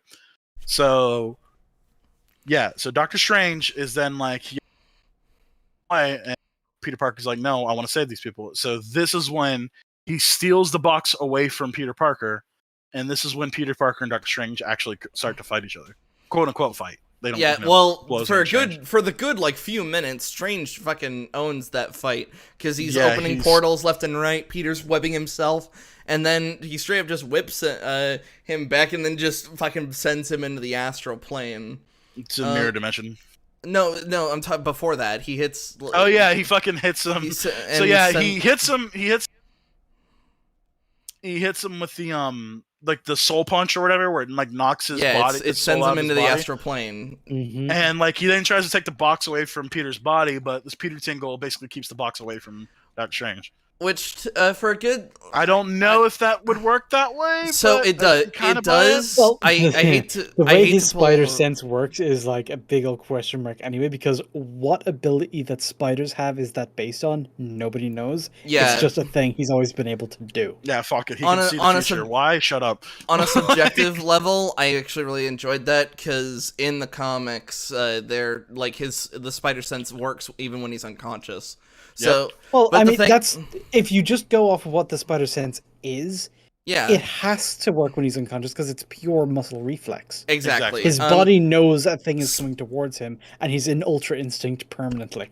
I remember some of the guys I was talking to bringing up how there was more Strange could have done besides just continuously just reaching for the box, especially since he has the cape. Well, he kind of fucking does though.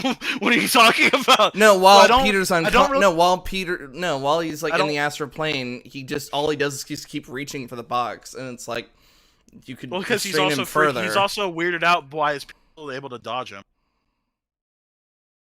Like, he's like, what the fuck? How are you able to do this? And, like, Peter's already back in his body by that point. Mm-hmm. Yeah, Peter literally swims back into his body. He swims back to his body, yeah.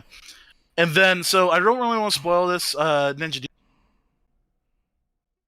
You keep cutting out like a motherfucker, dude. Hello? It's really bad. Yeah, which is why I keep trying to lead the conversation. And reconnect. See if I'm going to do that. Fix it. So, I wish... But while I'm gone, fuck it. Just y'all keep talking.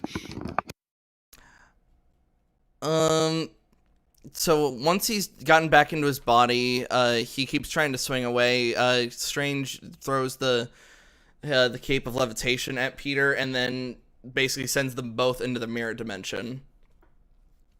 They have a little bit of back and forth during that, saying like, "No, we can't do this." Like it's their fate, we can't change that. And would you say Strange is definitely holding back on Peter? Because he's not trying to seriously hurt him. He's just trying to get the box back. He's trying to get the box back, and he's trying to essentially trap him in the mirror dimension for the time being because he doesn't want him causing issues. He's basically wants to pin him there and then be like, "I'll come back for you later." So Strange must have he must have like a slight guess as to how much he can take, because he hits him with a train. He probably... I don't imagine, like, Strange probably could have just guessed that. Yeah, it's like, oh, he could probably take that. Well, he has seen him fight. Yeah, this is true. He's seen him in combat, and he's seen him do well and do poorly. Yeah, especially when he took when Thanos grabbed him and slammed him into the ground. Yeah, that was probably a very powerful move. So surely he could take a train hitting half of his body. But he is also like trying to like fight him and beat him down. So he wants to hurt him, just not too badly. Yeah, he's just trying to incapacitate him, not kill him.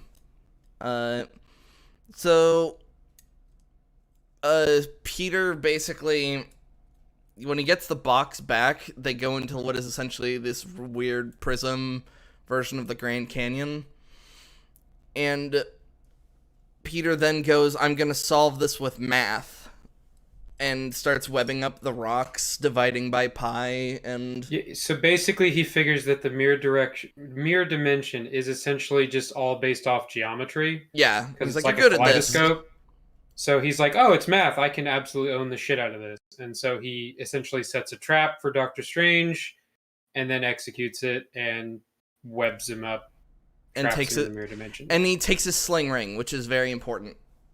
Yeah, he takes the box, and then he grabs his ring so that he can't leave the mirror dimension, basically. Okay. And he kind of does the same thing that Strange was trying to do to him. He's like, I'll come back for you later. So we go back to the basement. Okay, hold on. Max is back. What was the thing you wanted Ninja to point out? Okay. Hello. Yeah, you're coming in. Coming in. Wait, hold on. Oh, you're cutting in and out. Cutting in and out. Hold on. How much of that? Not for us. At the very least, not for me.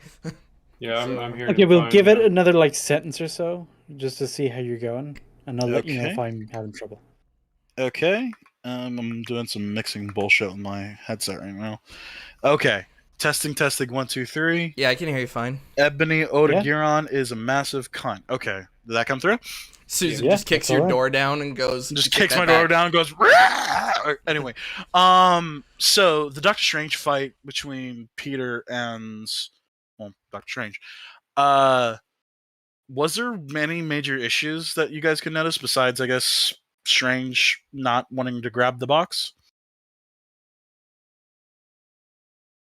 Well, we were just talking about how kind of, in general, Doctor Strange was holding back against him quite a bit. Well, yeah, he's not trying to kill him. Yeah, right, he's just trying to incapacitate him. And honestly, like, I know it's a comics and cartoons, but, like, you know, they do dabble back and forth, but it's always that fucking Strange underestimates him because, you know, Doctor Strange is immortal fucking demigod, whereas that's Peter the whole Parker's thing about that's the whole thing about Spider-Man in general. A lot of people fucking underestimate him, and that's what happens in the movie, which was pretty cool.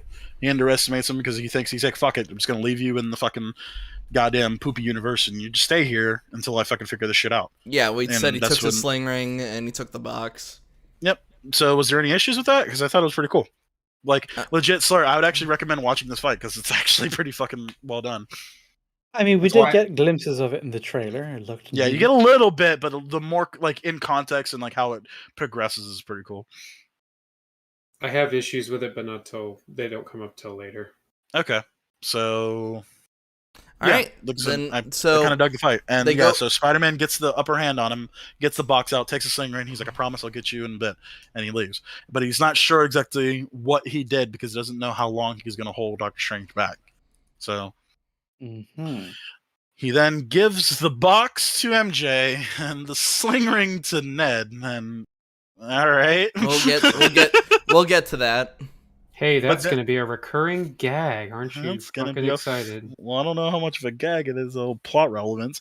But so anyway, he's like, okay, I'm going to fix you bad guys. Let's all go over to my place. And he takes them all to Happy's condo.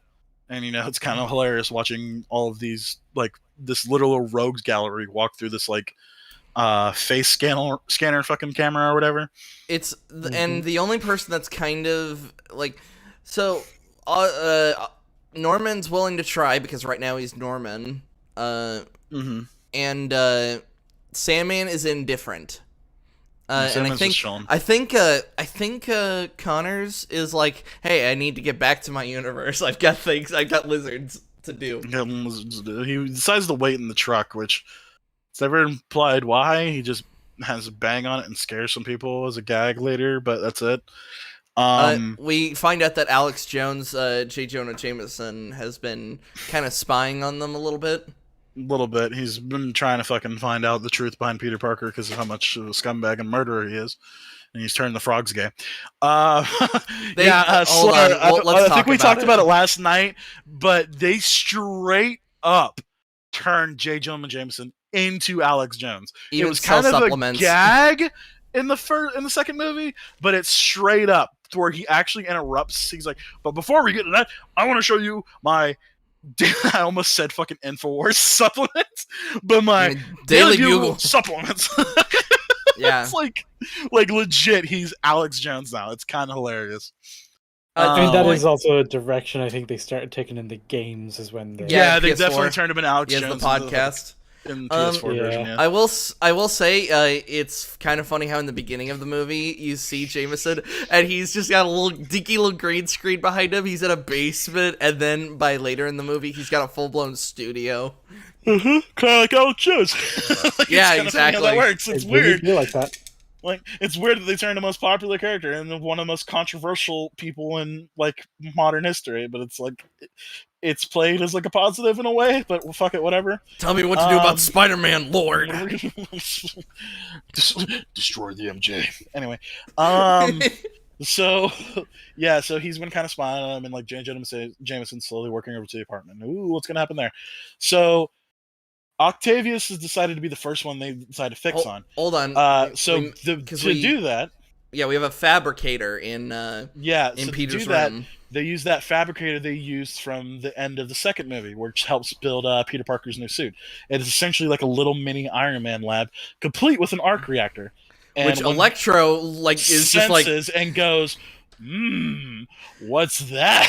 Well, yeah, and it's like, Peter, come on, you know, like, do you really want that near him? Well, he doesn't know that's what would work with him, and plus that's the thing powering the fabricator, so whatever. And honestly, Electro is kind of like on the up and up right now. He's pretty chill right now, which is strange, but like I said, he's just kind of chilling out because he also doesn't want to die.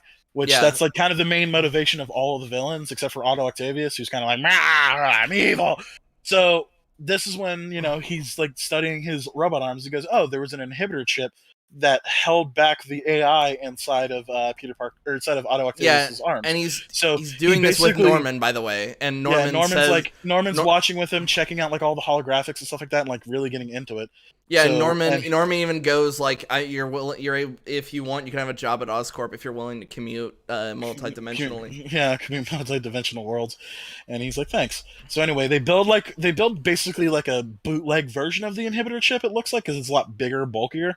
Yeah, and they put it on Otto, and it's a really sweet moment because Otto is completely pulled back to who he was pre-inhibitor chip. He's a perfectly sane scientist. He doesn't hear the voices of the fucking robot arms anymore, and he can control them perfectly. And so he gives like the little bit of nanomachine tech back to Peter, and he's wearing his like his Far From Home costume, and it puts this like gold spider on him that gives slight little, like, I was getting a bit of Spider-Man PS4 vibes from it. It doesn't matter. It just basically, he gives back the nanomachines that he basically had on his thing, and he's in complete control of his arms, and he's in complete control of the mental state. It was a really, really sweet moment. Like, Otto Octavius is back. Yeah, and he's almost overwhelmed, like, emotionally, and he starts helping Peter, and he's like, cool, let's fucking do this. Let's like fix everybody, and everybody's like, yo, this is kind of cool. He fixed fucking Otto. That's cool. And they all start working on different projects and stuff like that together. He builds like this inhibitor for Electro, and he's like, just put this on your chest, and as soon as it's done, you can remove it, and all of the fucking electric bullshit will be taken out of your body, and you'll be back to normal. And while he's sitting there, he's contemplating whether or not he wants to lose his powers. So he starts to kind of think, he's like, well, I don't really want that to happen. Yeah, it was nobody, and then Sandman goes, my daughter. He's like, I just want to see my daughter. I mean, that's fine. This is motivation. I don't know. That's fine. I don't know why you're making that a joke, but like, that was a meme. He cares about his children. I know. That was a meme between me and a friend from high school. And fuck you. That was a cool fucking thing. I really like that, because that's why Flint Marco's a nice guy. He actually cares about his daughter. That's why he's helping Spider-Man. It was really sweet. I'm sorry people laughing at fucking really good emotional moments, you assholes. Anyway. So, they're in the middle of making something, and Peter starts freaking out. And it's shot from his point of view, like, and he starts seeing everything. Yeah, the spider sense is going nuts. It's going wild. He doesn't know what the fuck is going wrong. He walks into the next room, and like Otto's like, you okay, Peter? What's going on? And he's walking in, and it's like, what the fuck? He's like looking at all the villains. They're like, why are you looking at us like that? And then he webs Norman. It's his hand. Norman's hand. And he goes, you're quite clever. No, I really like this line. That's a neat little trick, that sense of yours. And Norman's on sabbatical. And it's revealed that Goblin was in charge this entire time. He was just playing it off. And he was basically... What was his motivation? Because we could rule this city, Spider-Man. Man, I guess we could rule this city, Sinister. I don't think he was 5? completely in control the entire time. It said he was watching through Norman's eyes. Yeah, and then he yanked control pretty much at the last possible second. Which is what freaking out fucking Spider-Man. Well, because one of the things that they were working on after Otto got fixed was the quote-unquote cure for Norman. Yeah, like no more darker half. Yeah, and he's like, fuck that. Yeah, he said like gods don't they take what they want. Yeah, gods take what they want. And when he says that line, Electro looks down at the thing about to take his powers away and just pulls it off.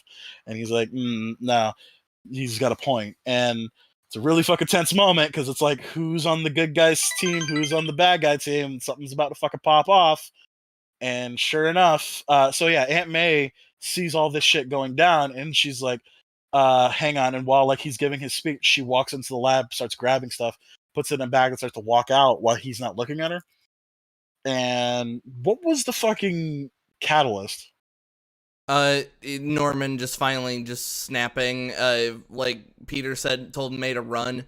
Then Electro shoots a telekinesis beam, snags an arc reactor, blows open a big ass hole in which himself, Sandman... I wouldn't say it's a telekinesis beam. Don't be a little more generous on that. Well, no, like an actual. Well, no, it is him using his electricity to have telekinetic because he did that in both. But he's pulling the energy from the arc reactor, and that's what he's pulling over. Like it's not telekinesis. It's him using his lightning to grab something. It is telekinesis. I don't know. Yes, it is telekinesis. It is weird later because it is straight up telekinesis.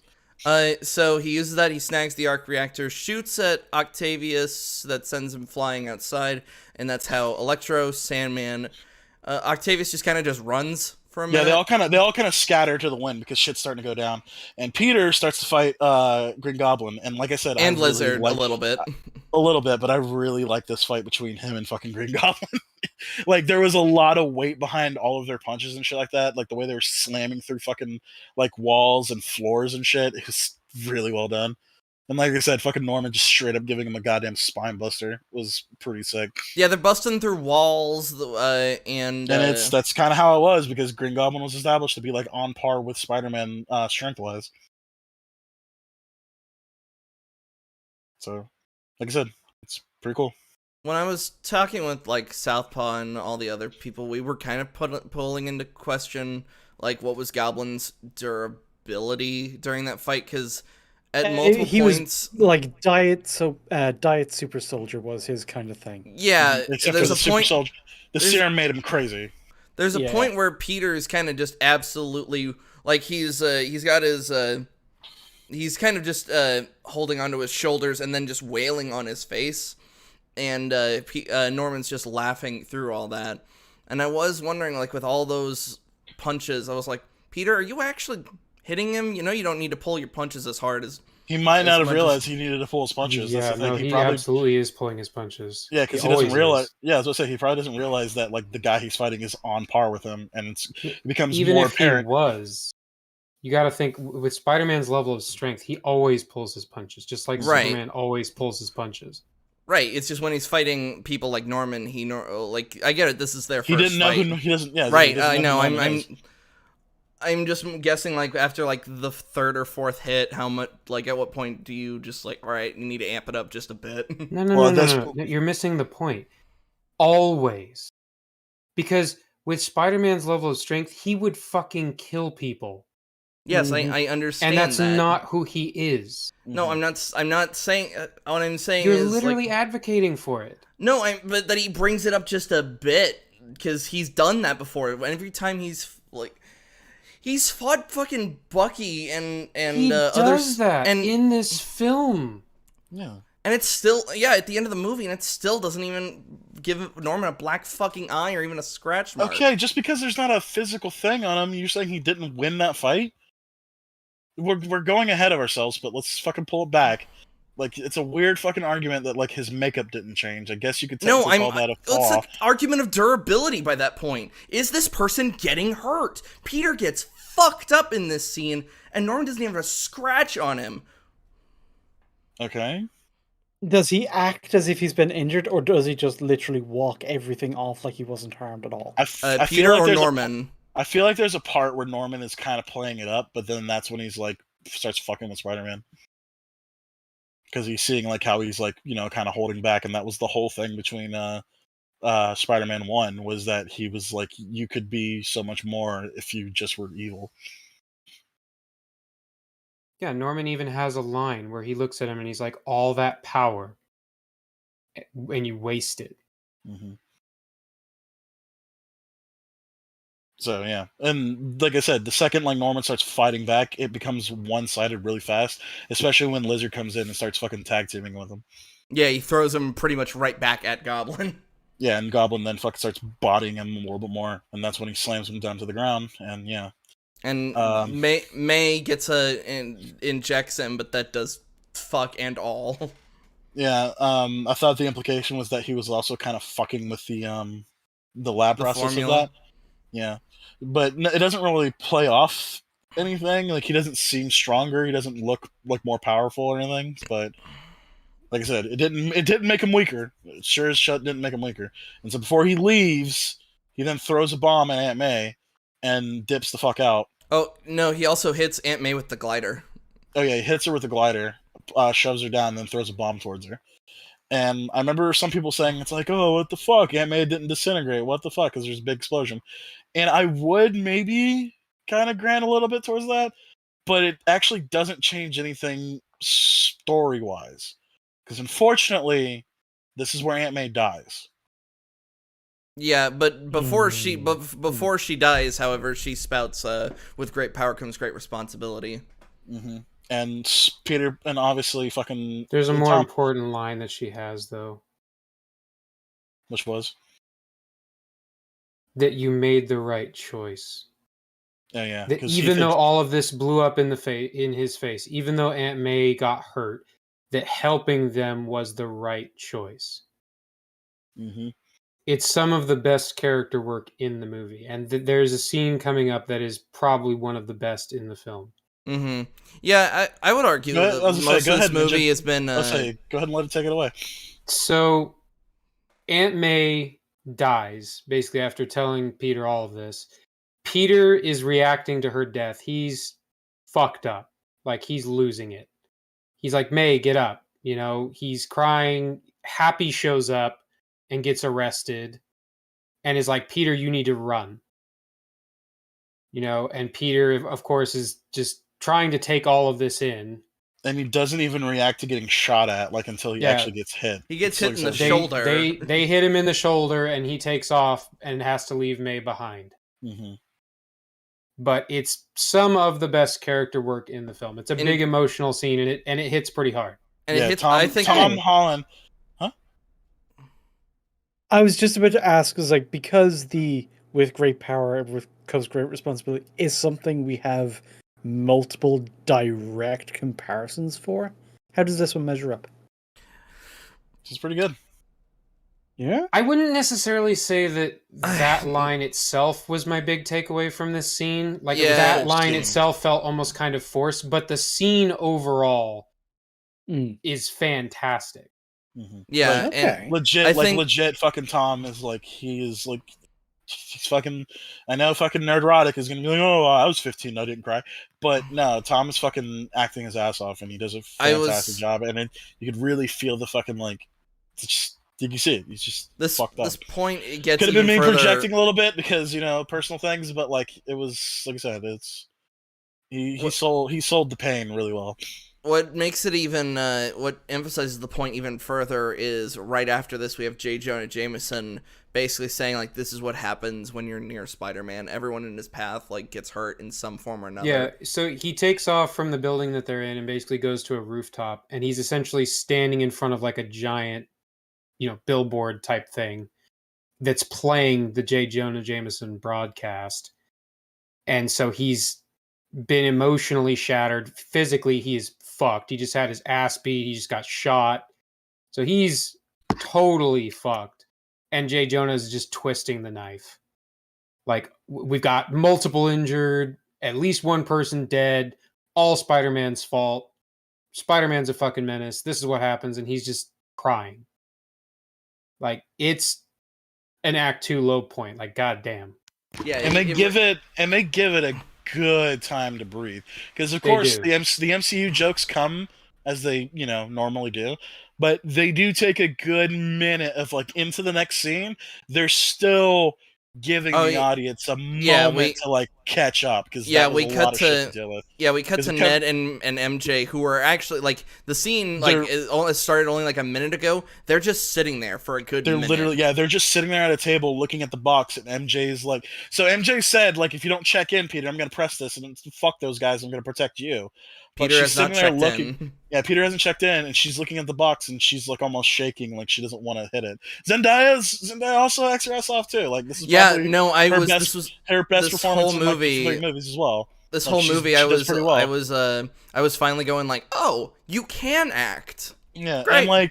And apparently there was rumors that like Zendaya and Tom Holland were dating at this time, and you do get like, and we didn't really mention it, but there's a lot of scenes where like they're together and it's only them, and it's really well done. Like they're always well acted. They looked like an actual fucking couple, and their chemistry has improved massively. Yeah, so she's like doing good, and like okay. So like I said, there's a good chunk to breathe and like to take in all the shit that happened before the jokes start happening again. And unfortunately, we get to Ninja's favorite part of the entire movie. So they're sitting there at the dining room table. Ned's got the fucking the sling ring on his hands, and he's just hanging there, fucking all upset because they don't know where Peter is. And he just starts fucking waving his hands like, man, I wish we could see Peter. And as he does that, a spark appears across the room, and he goes, "Wait, what?" And she's like, "Do that again." And he starts waving his hands and going, "I really, really wish Peter was here." And the spark gets a little bit bigger, and Ned starts to actually do the hand motions and creates a portal saying, "I wish I could see Peter Parker." And he creates a portal. And this portal... Hang on. Slur, do you get that? Well, yeah, the way the sling rings work was more just a high level of focus on where you want to go, and being able to challenge magic through you, which is fairly natural. I said that yesterday when I was talking to Ninja about this pregame, and Ninja had some counters to that. Well, I had some counters to that as well. Yeah, I can understand, because you actually had to be taught how to use magic overall before you could channel it enough to make the sling ring work. And also, the locations have to be specific. You can't just like that's another one. You can't lock onto a person, because then the portal will be made in the person, because it's always to location, not to. Yeah, the prime example being that when Doctor Strange was learning the sling rings, the Ancient One left him at the top of the Himalayas, and all he had to do was try to get back to Kamatage. Mm-hmm. So, bit inconsistent. A little bit inconsistent, and it kind of, and it does, like I said, it's played off as like, oh, he kind of just does it. It does have consequences later, like bad consequences. I mean, the fact that someone who was not trained is using magic has big consequences. They try to hint at it that Ned is magic. No. There is a point where he actually doesn't control it, and it actually becomes a problem. So it's not like he's just a fucking wizard now. He actually doesn't know what he's doing, and it's an issue. Like, not issue as like in script wise, it's an issue for like him and the characters. It's like, oh fuck, I can't do it. Earlier in the movie, we Ned is like, I was told that I might be magic in the family. Like, I've got this tingling in my hands, and Strange goes, "You should probably see a physician." And like, I like that line, because it's like, sorry, you really should give this movie a watch, because there are like things we're skipping and they're really good. Oh, I probably will. Yeah, this is just a format to make sure that before we continue, how is the movie looking from your like very pieced together? Like, you're just already watching. It's much better than I was expecting. Yeah, that's like, kind of the flaws and the implications for the larger cinematic universe and shit isn't nearly as egregious as I thought it was going to be, especially compared to other Phase 4 shit. Mm-hmm. So, because the reason why it's not really talking much about the MCU is because it's dealing with other things. So this is where we get back to the scene we were talking about. So yeah, Ned uses a sling ring. Yeah, it's kind of weird, but whatever. He wants to see Peter Parker. He opens a portal to an alley, and he sees Spider-Man in an alley.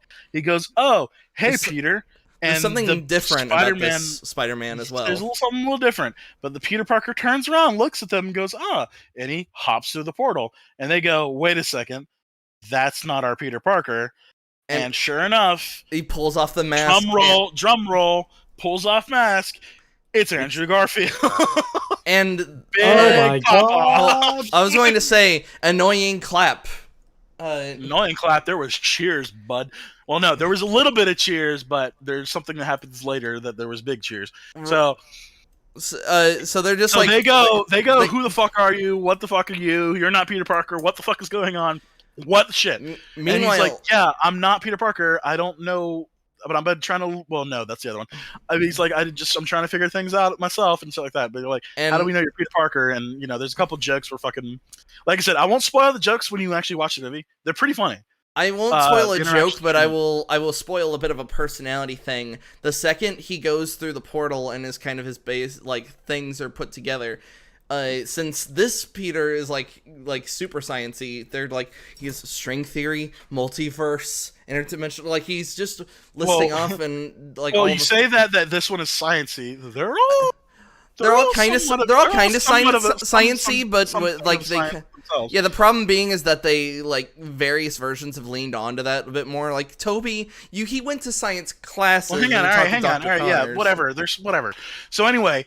They go, okay, well, since we got this one, let's just try again. Let's try to get another Spider-Man. So let's just try to get our Peter Parker back.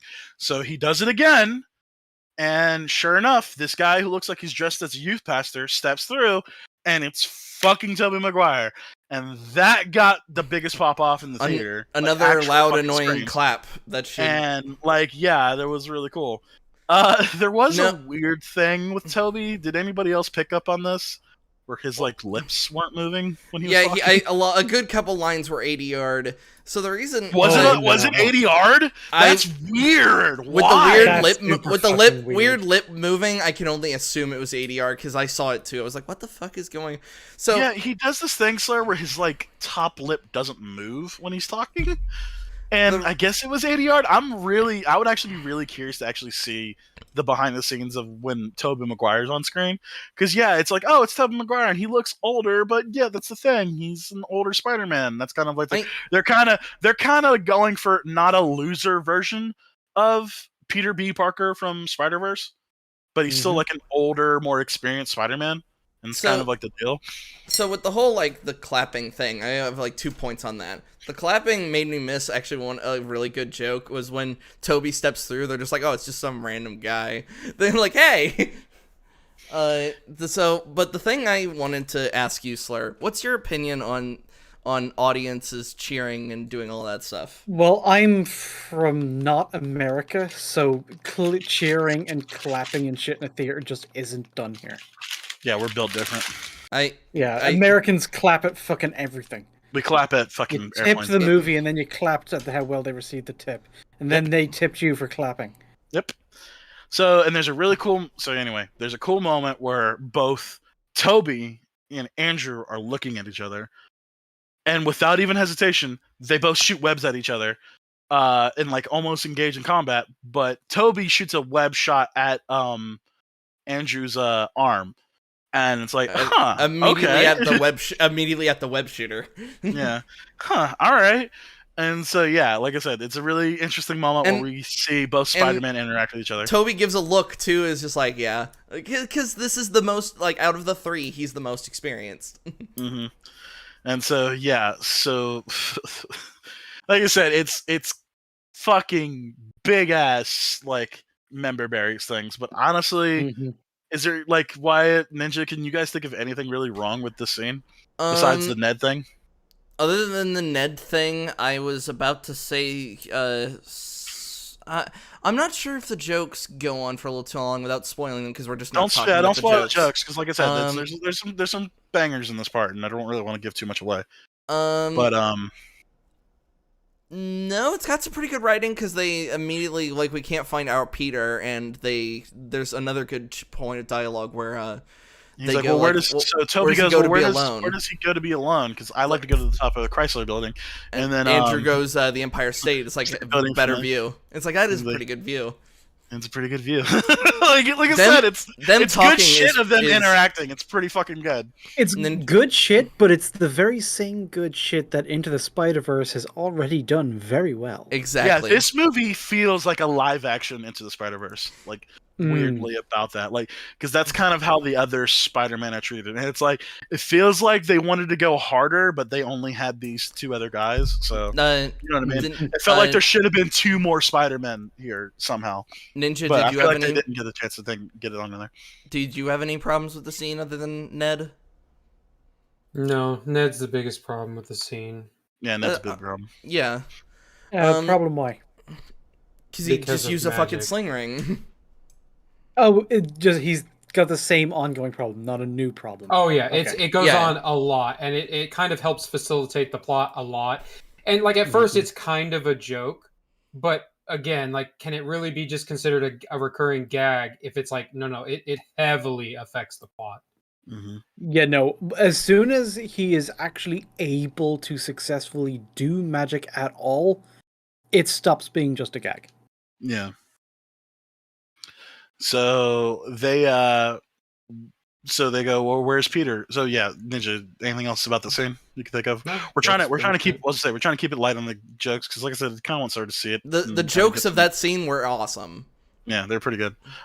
So yeah, they go, well, where does he... and MJ's like, I know. And so they go to the rooftop, and Peter's just sitting there and just fucking like tormented, and as soon as MJ and Ned get there, they hug him, and he just breaks down. Like, it's like I said, it's pretty good. It's a pretty emotional scene. Tom's a good boy and does a good acting.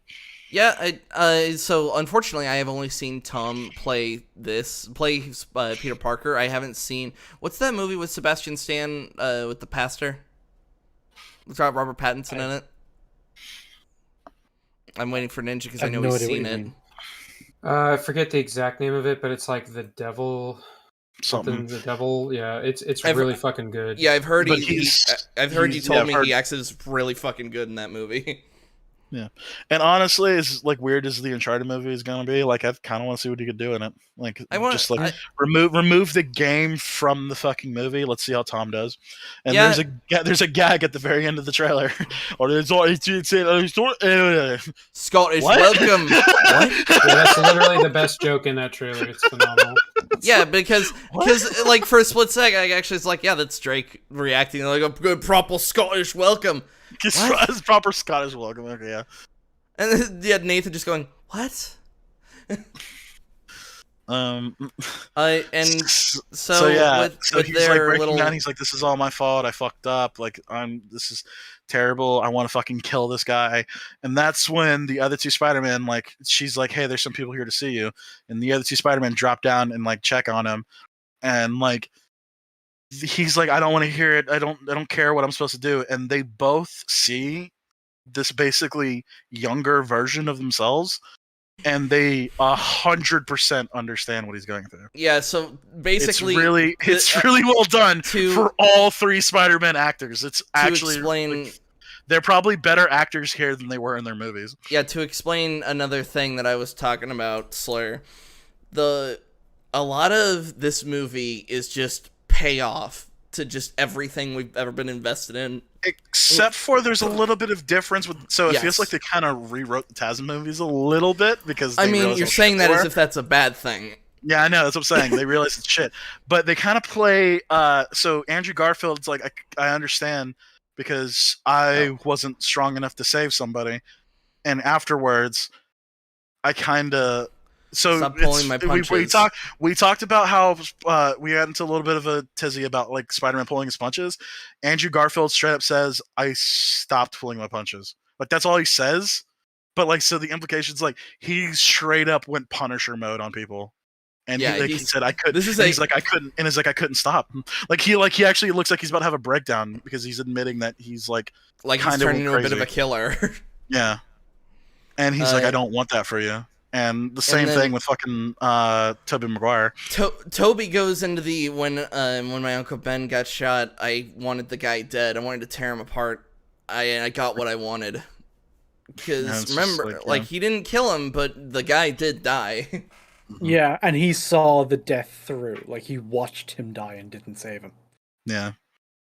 Which is exactly what his Uncle Ben didn't want him to do. And then that's when Tom Holland goes, she said one last thing to me. She said, with great power comes great responsibility.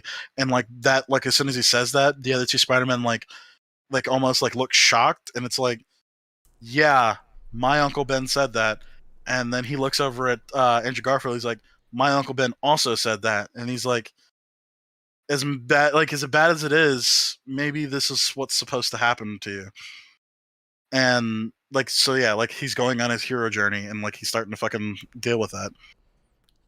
And yeah, like I said, it's a really sweet moment, and won't give away too much, but they kind of just all hang out and shit like that. And then he does contemplate just hitting the button and sending them all back. He actually does this isn't my problem. Like it's caused me nothing but pain, and then he stops them. I don't know. Actually, he asks MJ to hand it over, and she just shakes her head. She holds it away from him. Yeah, every time he reaches for it, she pulls it like behind her. Like I said, there's a lot of good things we can't really like talk about talking. You actually have to like see it and like be in the moment. And I guess that's subjectivisms. Yeah, it is subjectivisms. We're telling you like how the movie is going and like how it's affecting like plot, character development. But in terms of the emotion, you will just have to see this yourself. Yeah. Oh yeah, obviously. And I am still going to. I've just accepted the spoiler shit. I'm not even going to worry about it. Yeah, like I said, you're just gonna have a good time. Things like jokes, obviously, that's still gonna hit because that's all in the delivery. Music, by the way, transcribed. Music. Every time one of them talks, every time one of the Peters talks, it actually plays like a couple chords of their theme during their talk. So that is a little bit member berries, but it's done really subtly. So it's like I don't care. When I said I turned into I was a kid, about to say it sounds like the kind of thing where if they try to do it in a way that's not subtle or not very quiet, it would be horrible. So I will admit, like when I said I turned into a kid again, it was definitely when Andrew appeared on screen, something did kind of happen. I was like, oh, I didn't realize how much I actually missed you. There's a reason why there was a bigger pop off for Toby, because Toby was the first fucking Spider-Man. With Andrew, with Andrew was like, I didn't realize how much I missed you, and then Toby came on screen. It's like I suddenly became 6 years old again. Just like, oh my god, it's you! You're finally back. You're here all along.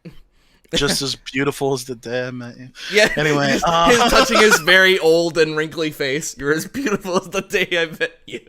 And so they go, okay, how are we gonna fix this? And they all go down into the place that fucking it's the top of the school. Tom Holland was on the roof of his school. So once they like have their heart to heart and stuff like that, they go down into the lab of the school and they start working on shit. And it's really interesting because you actually see all of the Spider-Man go, okay, I'll deal with Andrew. Like, I'll deal with the lizard because I've already kind of cured him, so I kind of already know his deal. So just give me a minute, I'll figure this out. And then Tobey Maguire's like, yeah, I was always thinking about a way to cure Norman. So I'll take care of that. And so they all basically get to work, and they're all like working almost like back to back with each other, and it's a really cute scene. Yeah, I actually. I don't want to give away too much about it because once again, it's something he needs to say. But yeah, I was going to say in terms of payoff again, I really did enjoy the. Oh yeah, I've already cured Connor, so I'll just do that right now. Just do it. It's like, oh yeah, you have done this before. You're at essentially your story has ended, so yeah, this is the knowledge you would have. Go right. And there is so I need to kind of spoil this one. Is a really, really, really cute setup. So Andrew Garfield, because if you remember from TASM 2, his thing is he couldn't save Gwen. He's like looking up at Tom Holland, and he's seeing him with MJ and how happy he is, and like he starts to get a little choked up by it, and like he starts to get focused on his work, and Toby like notices it and stuff like that, and just hold on to that because we'll take care of that in a minute. Just hold on to that, keep that thought in mind. And towards the end of it, there's a really cute scene where they're like, "Hey, Peter," and like all three of them chime in at the exact same time. Peter Parker, we all have the same name. Peter Parker, our Spider-Man. Hold on, I will say in terms of another payoff thing, Toby then goes like, "Me and MJ, we're trying to make it work." Like, it's complicated. Okay, at this point, I'm going to go right back to it again. It's you know that Mr. Bean meme where he's looking over at somebody else's work? Yeah, that's this movie and Into the Spider-Verse. It is. This is Spider-Verse in a post-Spider-Verse world. See why it's brought up like a payoff for like that Tobey's movie? I'm bringing up a payoff in this movie. So yeah. So there is a moment, and it's like, how are we gonna do this? And so they basically, they get all the gadgets and shit like that. They have the thing for Electro's chest. They have the cure for Lizard. They have the thingy for Sandman, and they have the cure for Norman. And so they're all like ready. Okay, so how are we gonna do this? There was a moment towards the beginning of the movie where you hear it in the background on the news. They talk about like the controversy of adding the Captain America shield to the Statue of Liberty. And there's like, it sounds like a panel show, them going back and forth. And so Peter then calls in the Daily Bugle because it's established they have TV screens all over the city. And all of the villains know that if Peter hits this box, it'll send them back to the universe. And in their minds, when they go back to the universe, they will die. Yeah, so his friends like come here. He calls in fucking J. Jonah Jameson. They get a little bit of back and forth, and it's like a video call. And he's like, to all those who were at that apartment, I can't say that I can just push a button and end you. And like he kind of moves his phone a little bit, and it's shown the box in the background. But he's like, if you guys want to come get me, you know where to find me. And they basically have their final confrontation at the Statue of Liberty. So, there is some cute things though before they get into the actual fight, where all of the Spider-Men are interacting with each other. The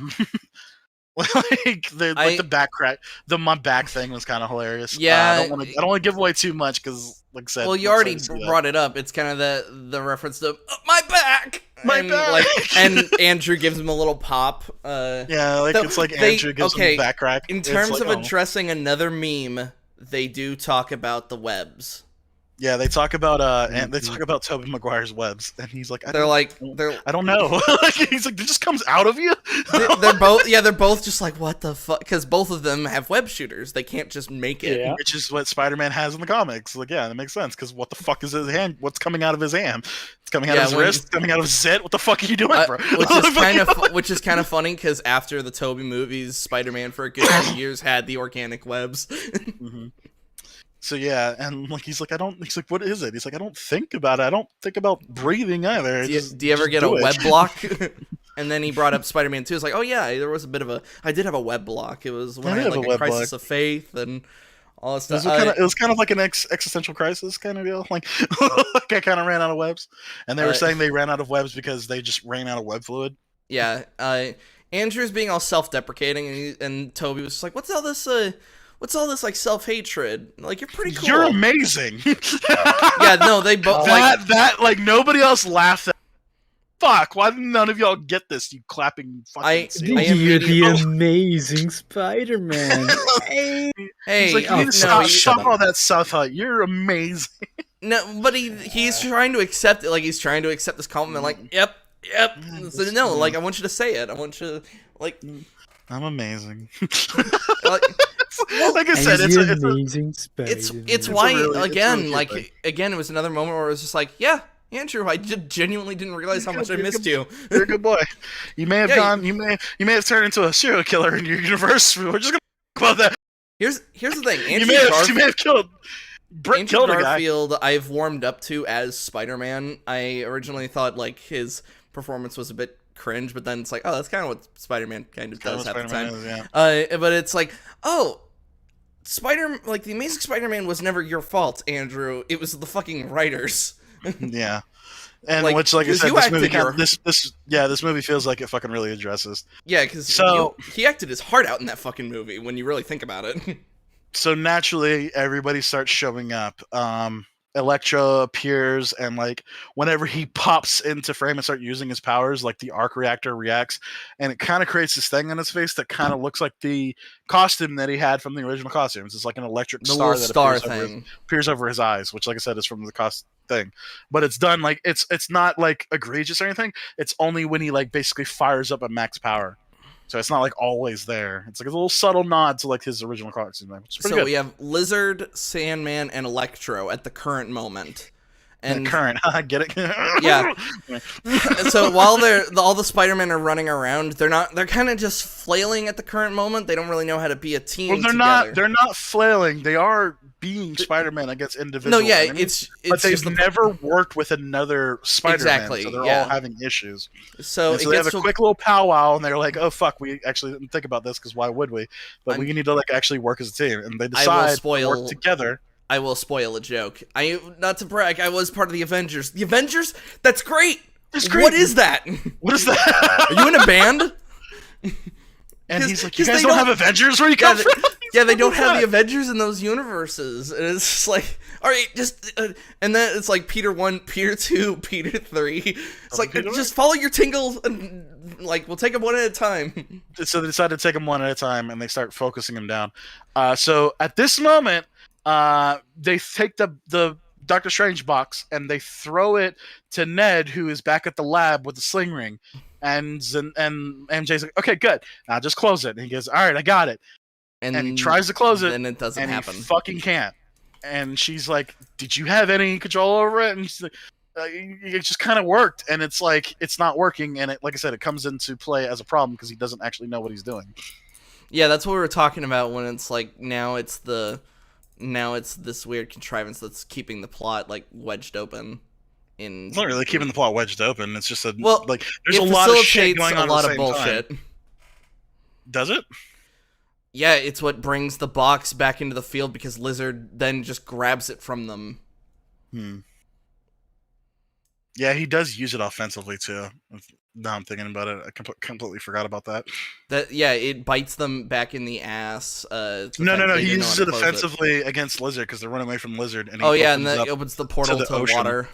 And it fucking like blasts Lizard back. Which is clever, but it's like, how did Ned know how to do that?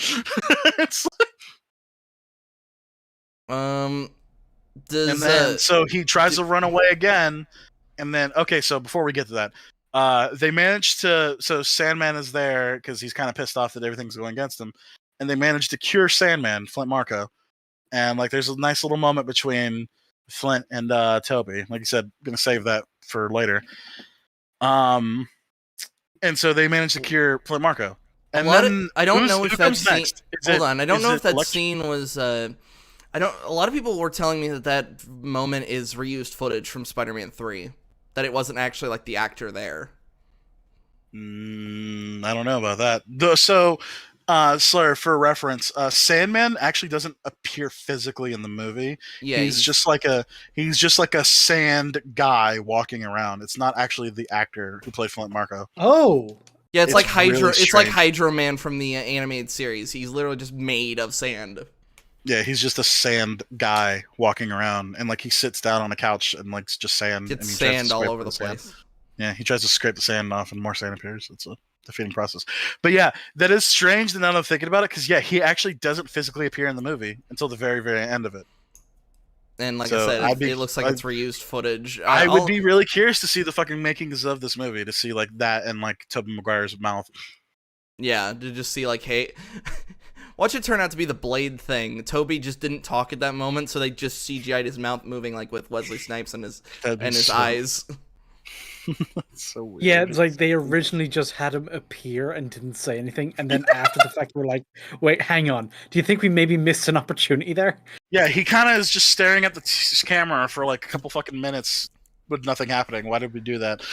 oh yeah, by the way. Someone in post just grabs his lip and goes, "Oh, hi guys, I'm the Spider-Man too. I'm the Tobey Maguire. I'm Tobey Maguire." By the way, the youth pastor joke was kind of made. We forgot to mention he is wearing his costume underneath. I wanted to save it all for fucking Slayer to see. So anyway, so they cure Sandman, then they go over and cure Electro, and Electro and Andrew Garfield actually have a moment together. And he's like, "Man, now I don't have the powers. I'm nobody." And Hold on, you missed something. So he tries to use his telekinesis thing to further electrocute people. Then fuck! I completely missed something. Then Doc Ock appears in the fucking fight. Yeah, my bad. And he grabs like all three Spider-Men, and it's like, "Don't worry, I'll kill these guys." But he betrays Electro at the last second and puts the fucking inhibitor on his chest. and it's revealed that he's still like conscious. Yeah, and we do hear a thing from Toby where he does just go, Dr. Octavius! Like he. Oh yeah, like, Peter. How no, are you? well, actually, like, no. That happens like a second later when he looks at the arc reactor and he goes, "All that power," and Toby swings down and goes, "In the palm of your hand," which is the reference to the fucking sun thing. All the power in the palm of my hand. Yeah. And they do have a heart-to-heart conversation, like, Peter, dear boy, how are you? Yeah, because they were basically peers before he went crazy. Yeah, and he's like, "How are you doing?" And he goes, "Trying to do better," which is a reference to the brilliant and lazy comment. Like, Connors tells me you're brilliant. He also tells me you're lazy. Trying to do better. See, I was pulling a Wyatt, and I was like, "There's a reference to fucking Captain Falcon." But yeah, you're totally right. That is a reference to him. No, it's not it's not a reference to Captain Falcon. No, yeah, I know. That's what I was saying. I was like, that's why, like, in the theater, I was like, I kind of hated that. But yeah, I'm actually glad you saved that moment a little bit because I did like that scene. Yeah, because I actually have always in Spider-Man 2 is like when at the final part of it, he's like, "Tell me how to shut that down." Peter Parker, brilliant but lazy, and it's like, oh. Yeah. Also, I think it's just Captain Falcon kind of ruined the phrase "do better," which on its own is completely innocuous and fine. You know what? You're not wrong. You're absolutely not wrong, because anytime I hear that, I immediately just go, ugh! Yeah, and like, also, like, we kind of turned it into a meme amongst ourselves. True. That's very true. But yeah, no, Wyatt, like, yeah, you are totally right. I mean, yeah, like, I forgot how much I loved Spider-Man 2. Despite what some, like, haters may say, like, how bad it is, I still really enjoy that movie. Oh yeah, that's after all the criticisms, I went back to watch. I'm fucking throwing shade at a fucking coworker. I know, I know. It's just like with all its flaws, it's like I still went back and watched it. I was like, yeah, my childhood is literally just happening in front of me. And so it's good. And like I said, it's the good parts too. Like, it's not like Otto being crazy or anything. It's just him and Peter fucking hanging out for a split second. Which, by the way, the theme plays again. We literally hear Danny Elfman. And it's like, it's good shit. Because I remember that was also like that. Like, those couple notes were used in KOTOR, so like it just like all of my childhood was like triggered in like one moment. Yeah. Like, and so and like I said, I'll tell the next bit. Max and there's Andrew? 2 moments. Yeah, he does. He's like, "I'm back to being a nobody. You were never a nobody, Max." And he then goes with everything that was going on. Kind of thought you were black. Yeah. He's like, you're a kid from Queens. You always trying to do the right thing. You kind of broke. I honestly thought you were black. And then he said, then he says the line. Then he says, "I'm sure there's a black Spider-Man out there somewhere." And then he looked at the camera and winked. Yeah, he made us. No, he looked directly at us, grabbed us all by the shoulders, and did you see Spider-Verse? Miles Morales. Have you seen Spider-Verse? Have you seen Spider-Verse? And I was like, thought it was a good movie. And I was like, fuck, the graphics in the movie are great. It feels like he's actually here. I actually feel like Spider-Man. Anyway, they've got all the swagger about it. Exaggerated swagger. Exaggerated Jamie Foxx. So anyway, So then they cure Jamie Foxx, and then they cure Lizard, and like, yeah, they're starting to do it. And as they're curing Lizard, Doctor Strange comes back. I was like, Ned and fucking what's her face are trying to run away, and he accidentally tries to open a portal to get out of there, and Doctor Strange walks out of it, fucking force grabs his fucking box and his sling ring, and goes, "What the fuck were you guys people doing?" And they're like, "No, stop! He's actually doing it." And Doctor Strange looks down at Electro. No, it's Lizard. He sees Lizard. Well, no, I think. It might be both. Yeah, I feel like you could see Electro in that scene, but he looks down and he sees, like, basically the villains are starting to, like, not be villains anymore. And he's like, And like I said, there's an interesting moment where he appears and he's like, "Sorry, kid, you did good, but we have to fix this." And that's when he, like, basically, he's about to hit the button, and lo and behold, here comes fucking MVP of the movie. Willem Dafoe comes riding in on his glider, throws a bunch of razors, snatches the box away, and flies away. But both Doc Octopus and Doctor Strange grab him and try to pull him down. And Doctor Strange manages to get his box back and is about to press the button when he turns it around a little bit, and you see a fucking golden bomb in there. It's like, pumpkin bomb, in there. And he blows up the MacGuffin, and that starts to shatter the universe. He also threw some other bombs, which start destroying the statue, which then knocks Michelle off of the building. I'm definitely telling him. Oh, yeah. He knocks Michelle off the building. We see Tom fucking jump, try to catch her. Goblin hits Peter, and we just see Andrew in a split second. I was about to say we see Tom get hit almost the exact same way that Andrew Garfield was hit and Tasm too, and Andrew sees this and screams and then hauls ass and saves him. And he catches her and he catches her and he holds her, and he has an emotional breakdown at that point. Yeah, because it's pretty good. I'll admit a couple tears came out of my eyes because I immediately thought he saved her. In his eyes, he saved the girl this time. And he's sitting there holding her, and she's like, "Oh my god, thank you." And he's just like, like he does that like lip tuck thing, like, yeah, it's like, oh no, because he doesn't see Michelle, he sees Gwen no matter what. That is what's her Emma Stone's face is on top of Zendaya right now. Yeah, and it's a little, like I said, it's a little setup, but it's a nice little payoff from earlier when he's like seeing how happy they were together and like something that he didn't have. It's pretty good. Like I said, there's key jangling in this movie, but I feel like it's probably the best done like ever. I will say also, all media always feels like cringe, but this one feels really well done. I did like this line of like, save it, I've been floating above the Grand Canyon for 12 hours. You were at the Grand Canyon? He needed your help. Like the other Spider-Men are giving Doctor Strange shit. Just like, what are you doing? Because they don't understand. Yeah, because as far as the other Spider-Man are concerned, they're like, is everybody else? If this is a universe where there are other heroes, where are they? Well, they don't get a chance to say that. They it's heavily implied with that, like you were at the Grand Canyon. Yeah, that's what that one line is. But yeah, so Tom Holland and Green Goblin get into a confrontation where it's one-on-one with them, and Tommy starts fucking him up. Like, it's kind of heartbreaking to watch this little kid like rage and beat this old man, and it's like, oh fuck. Like I said, it's pretty brutal how it's handled, and Toby actually saves Norman's life. Yeah, Tom picks up Tom picks up the glider and he's about to just bring it down. Sorry. And then Toby catches it and sort of gives him this look because he knows, like, I know what you're about to do. This won't solve. Like, he gives him this look of like, this won't solve anything. It looks, and the way Tom is holding the glider also looks like how Venom is holding the glider in end of 3. And then Norman stabs Toby. Yeah, he stabs Toby, and it's like, oh fuck, but like it doesn't really matter, I guess. We'll get to that. Hold on. So, in this moment, he's like about to do something, then they inject him with the second cure. And then Norman becomes just fully Norman for a second, and he becomes a tiny bit of a vegetable going like, what have I done? Yeah, he kind of is completely released of the goblin. Yeah, and he falls to his knees and just doesn't move. Yeah, he can't move. He's like freaked out and fucked up on it. And then Toby, like, Andrew helps Toby up and then goes like, that's alright, I've been stabbed before.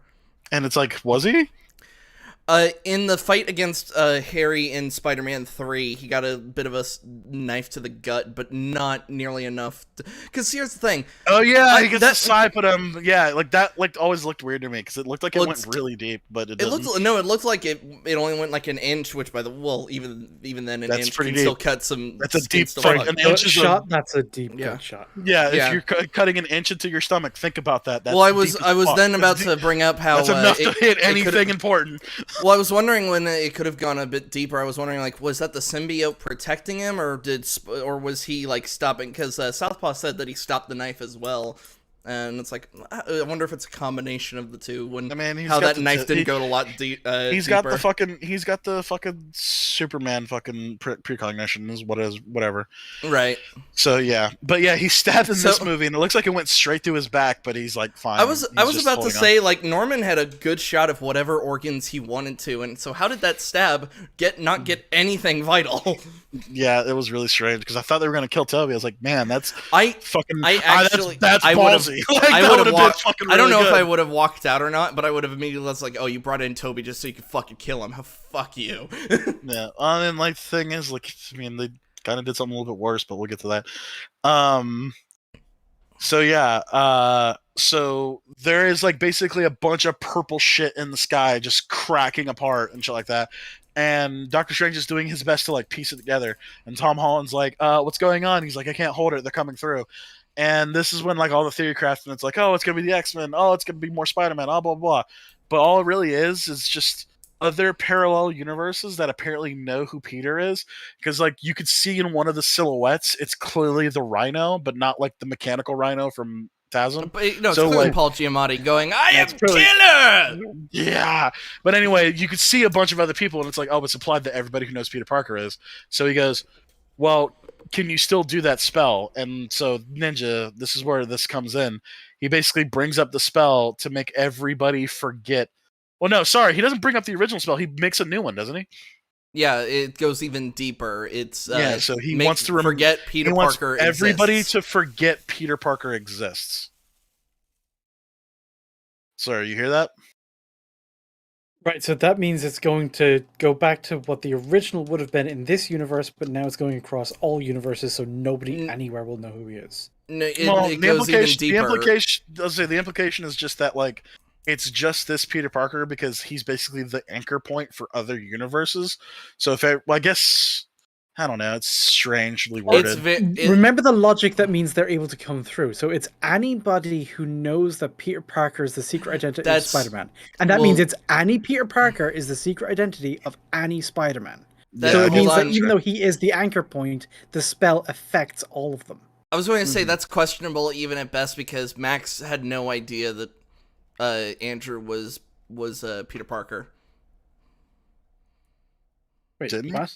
Nope. Who else? In Amazing Spider-Man 2, he never figured out his secret identity. Yeah, the Electro never figured out that Peter Parker was Spider-Man. And yeah. And then didn't he though when he was working with what's his fuck? With Gwen? I mean, maybe, No, with Harry. Max was not working with. Oh, so yes. At the end of the film, yeah, but then Goblin found out after Max was defeated. Did he? Yes. I thought he knew before. No, he pieces it together at the literally minutes before they fight because Harry looks back and forth at Gwen Stacy, then it's Spider-Man, and then goes Peter Parker, and then they fight. Yeah. Max did not know. No, I think they just went for Jamie Foxx instead of fucking whoever the fuck. Yeah, it's the conversation of like, are these like one-to-one replicas of? And I was, we talked about this last night, and I'm like completely fine with it being a slight quote-unquote variation because of. Well, it's not the parallel universe where the movie happened. It'll be the one like right next to it. Exactly. That was like my thing because it's infinite universes, and that's what was implied with Doctor Strange trying to stop all of the infinite universes from collapsing. And that's why he would look different and be slightly less cringe because it's a different version. That's also why Lizard couldn't actually speak. No, Lizard could speak. He could speak in the TASM 1, but he didn't sound like a fucking posh British guy. He sounded like Monster Mash. Yeah, he's like, I gotta help them, Peter. Yeah, but he's like, Dr. Connors. And it's like, you're a lizard. You're a dinosaur. What the fuck? Humanity is at a crossroads. Regress to monkey or progress to lizard. And then he's just sprinting down Lizard as fast as possible. So Doctor Strange decides to he goes to make the fucking spell again, but no variations to the spell. It's just everybody forgets who Peter Parker is. And that's basically what happens. He gets a nice little send-off moment where he basically tells everybody he's leaving permanently. And he tells he talks to MJ. He talks to Ned. Well, because MJ and Ned are gonna forget who Peter Parker is. Yeah, and so Peter goes, "I'll find you. I'll find you. Remember." And then the spell hits, and like everybody starts to fade away. So Electro, Lizard Man, Dr. Octavius, Norman Osborn, both Peters, they all disappear into the ether. Andrew gives a bit of a peace sign to. There's a peace. They both Spider-Mans shoot a peace sign at each other before disappearing. Oh, there's a moment where Tom Holland hugs the other Peter Parkers. And it's a really sweet moment. Yeah, it was a 3-way hug, especially Toby. They even go, "You're in a lot of pain." I'm in so much pain. So much pain. But yeah, there's like I said, there's a nice little sweet moment where he's like, "Thank you guys so much for everything," and yeah. So cut to white. It cuts back to Alex Jones. J. Jonah Jameson giving speech, going, "I have no idea who Spider-Man is, but if I find out, it's gonna be hell to pay." Blah, blah, blah. And it's like, yeah, he's a coward. He's a menace. He's hiding behind his mask. Only cowards hide. Yeah, that's another Alex Jones thing. Only cowards hide behind masks. We did miss a tiny bit. So fucking Alex, I can't believe it. We did miss like a tiny bit of the MJ even tells Peter like, "I love you." It is what it is. Like I said, let that sit where it is. So, MJ was working at this cafe, and so you see Peter Parker trying to walk over to the cafe, and he's like going over his lines. He's like, "Hi, I'm Peter Parker. Hi, I'm Peter Parker." Like he's like walking down the street, like trying to work it out. And he walks through the door, and he sees her working at the coffee shop, and she's looking at him, and it does that cliche thing where she starts to wave, but behind Peter Parker walks in Ned, and Ned just looks at Peter. He's like, "Hey, what's going on, man?" And like walks around the thing and sits down. He doesn't acknowledge him whatsoever at all as a person. So I don't want to talk about this too much because this is like, it's really well done between like Zendaya and Tom Holland. But yeah, MJ has no idea who Peter Parker is besides the fact that he told her his name so he could get a coffee. And the only reason she calls Peter Parker is because his coffee is done. And it's like, And so all of his relationships are kind of set to zero. And literally all of them. So here's the thing. So he, instead of like going, "Hey, we used to be lovers" or whatever, he goes, "Thanks for the coffee," and like leaves. Yeah, and he doesn't say anything else. There is like, he does throw a little line that she throws him early in the movie, but like I said, I won't spoil that. But that's it. He then goes to Aunt May's gravestone and leaves a flower there. And Happy walks up and goes, "Did you know her?" And he goes, "Through Spider-Man." And he doesn't actually acknowledge to Happy that he's that's his aunt. Right, so he's going right back to being friendly neighborhood Spider-Man, and that's it. And nothing else. Thing is, but Peter Parker is gone, basically. Yeah. I will in a few minutes I want to kind of talk to the extent of that, but and I said this yesterday when we just quickly went over how we were going to do this. I said one of the things I was going to ask about was like implications on the broader Marvel thing, and that's going to be a huge so okay, so hang on. We're literally almost done. Yeah, I mean, I was going to describe. So let's just get to that. So anyway, he winds up like, you know, leaving the thing. He says, "Hey, take care, man." And Happy goes, "Yeah, nice to meet you, man." And he leaves, and he goes and gets his own like little dinky rinky dink apartment. And he basically, you know, moves into like a little, like, when I say one room apartment, that's what it is. No, it's a studio. It's a studio. And yeah, he's got his own apartment and shit like that. It's a nice little rundown place. And then we see him sew together something, red and blue, and then we see him running down rooftops in a red and blue Spider-Man outfit. And with a police scanner like app on his phone. Mm-hmm. So he's going back to just being Spider-Man, and that's how the movie ends? Question mark. Well, then of course it's Marvel, so we get the post. Well, hang on, yeah. So we get to Max's moment where he cried in the theater. So in Mexico, Eddie Brock is sitting at a bar going, "Okay, so there was a Tin Man named Iron Man, and there was another guy who shot lightning out of his thing." He's just talking to some Mexican guy, and Venom's fucking with him. And then he starts to fade to white, and then he disappears. And then after that, a little splotch is on the floor. A little splotch hits the bar, and then it starts moves around. And goes black. Venom is now in the MCU. Congratulations, but not Eddie really. Brock. Not fucking what's his face is Eddie Brock. Yeah, he was about to go. "I should go to New York and investigate this Spider-Man." I should go meet this Spider-Man. If I had to take a guess, they're setting up Agent Flash. excuse me, Agent Venom, as in with Flash this- Thompson. With Flash this Thompson, Flash yeah. Thompson, I know that's what I'm like. I'm immediately just going like, no, please God, no. But the whole thing, That's what they're doing. I got hyped up for the end of Carnage to get literally shit Yeah, on in this movie. I was going to say, everybody hug. Damn it! Hold on, everybody hug Max for a minute, because that was one thing. What in He one can't keep getting away with it. You can't keep getting away with it. So wait, you don't have eyeballs. How are you crying?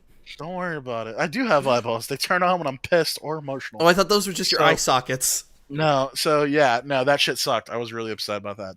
And then we get the very fucking end post-credit scene, which is literally just a trailer for the next Doctor Strange movie. It's literally a trailer for Multiverse of Madness, and I was so fucking mad. I was like, now, Slur, you know when people say it's like, oh, the end credits for all Marvel movies are just trailers for the next movie. You know, like everybody says that's like a meme.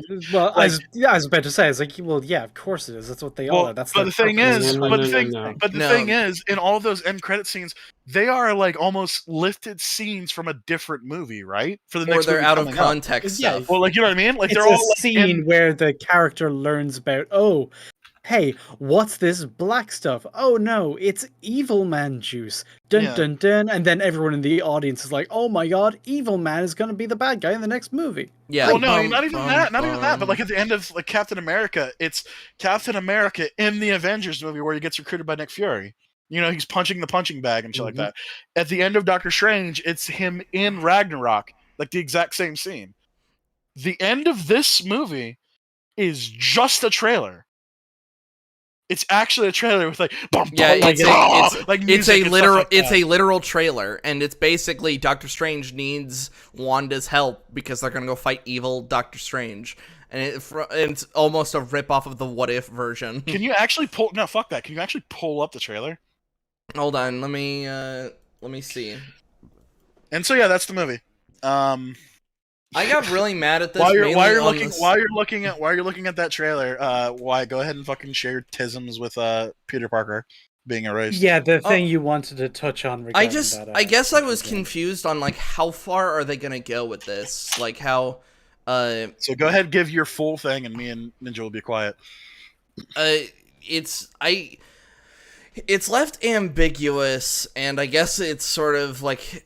Not headcanon-y, I'm going to like sort of the worst case scenario of like, alright, was Peter Parker erased from everything, and does that include databases, like including, like, because he has to, one of the things is a GED book, because he's not in high school anymore. So, and I immediately thought, how's he going to take his GED if he doesn't have a social security card? How is he going to pay his, like, the rent, like that, like everybody was kind of saying, like, oh, a shitty part of New York, he doesn't need to like fill out any lease or stuff. He just pays the rent and that's it. All right. So before you continue on that, Slur, do you think this is a little too much inside baseball? Worrying about that? It depends. So like, why to it's a certain specifically? degree, you do have to account for it, and from what we see, if he lives like a hermit life now. He has a shitty apartment and he's just doing the superhero thing. He isn't actually trying to get into college. He's not doing things for which but he's trying to get his GED. Well, that raises the question. I was saying, we don't see that yet. We only see him get the apartment and then continue to do Spider-Man shit. That's all we get. We don't actually get anything else. Yeah, and then we see the GED. We don't get him going to the fucking D. We don't see him going to the DMV. We don't see him applying for the GED. That's what fucking apparently Wyatt wants. But yeah. No, I just want to be known like, oh, how far did it go? Yeah. Tune in next time to find out. Yeah, it's that question. It's like fuck. This is a question that's literally only. Yeah, but I feel like you're asking. I feel like you're. I think the hesitation that me and Max have is you're saying it's a problem in this movie. I don't think it is. Yeah. It's a potential problem. It's a potential problem in the next thing. Fair honestly, enough. But my point is literally focusing on the wrong thing. Now nobody knows who Spider-Man is. None of the Avengers know who fucking Peter Parker is. No, yeah, that's the larger problem of the fucking thing. It's like, how are they going to account for that? Yeah, he was supposed to be the flagship character for the next MCU. They're literally setting him up to be Iron Man 2. That's why he's younger and all that stuff, like meta-wise. That's why they got a younger guys, because they plan on using him for a lot more movies. Yeah. And he is confirmed to be in another movie post this. So I wonder if, like, how much of, like, so the public didn't know Spider-Man's identity, so that's on the public side. I wonder how much with the other Avengers or anyone who knew him, how far does that go? Did they? What do you mean? Literally, Happy was like his handler. No, I was gonna ask, does Star-Lord not know? Because he sees Star-Lord his probably face. didn't. So he knows who he is. He just knows he's a child. He doesn't give a shit. Yeah, he might know him to see him, but it's like a guy I was worked with for like a couple days once. And once again, it doesn't matter, because literally Doctor Strange, the Sorcerer Supreme, not in the name. No, he doesn't know either. Like, that's the thing. Everybody forgets. So I was going to say, so in their minds, they just never saw Peter's face, or they don't know who Peter Parker is. They don't know who Peter Parker is. Like, literally, when MJ gets Peter Parker's thing, that's the first time she hears his. Right. So yeah, like I said, it's gonna be something. It'd be something they could work with, but I don't know if they give a shit about him getting a G. But the more important thing is now he has to deal with the world not knowing who he is, specifically when he was tied to like the Avengers and S.H.I.E.L.D. and shit like that. Yeah, what's gonna happen? By the way, the people all forgetting who he is, but him still existing on computerized systems, that would still track. It's weird, but if you think about how the magic works, it erases it from people's memories. Yeah, so he's still on government records. There's still records. I'll admit, that's what I said. That's what I was saying. Like, I'll admit that I might be just going way too far because we don't know. For all we know, he could still have his Social Security. You're far from home.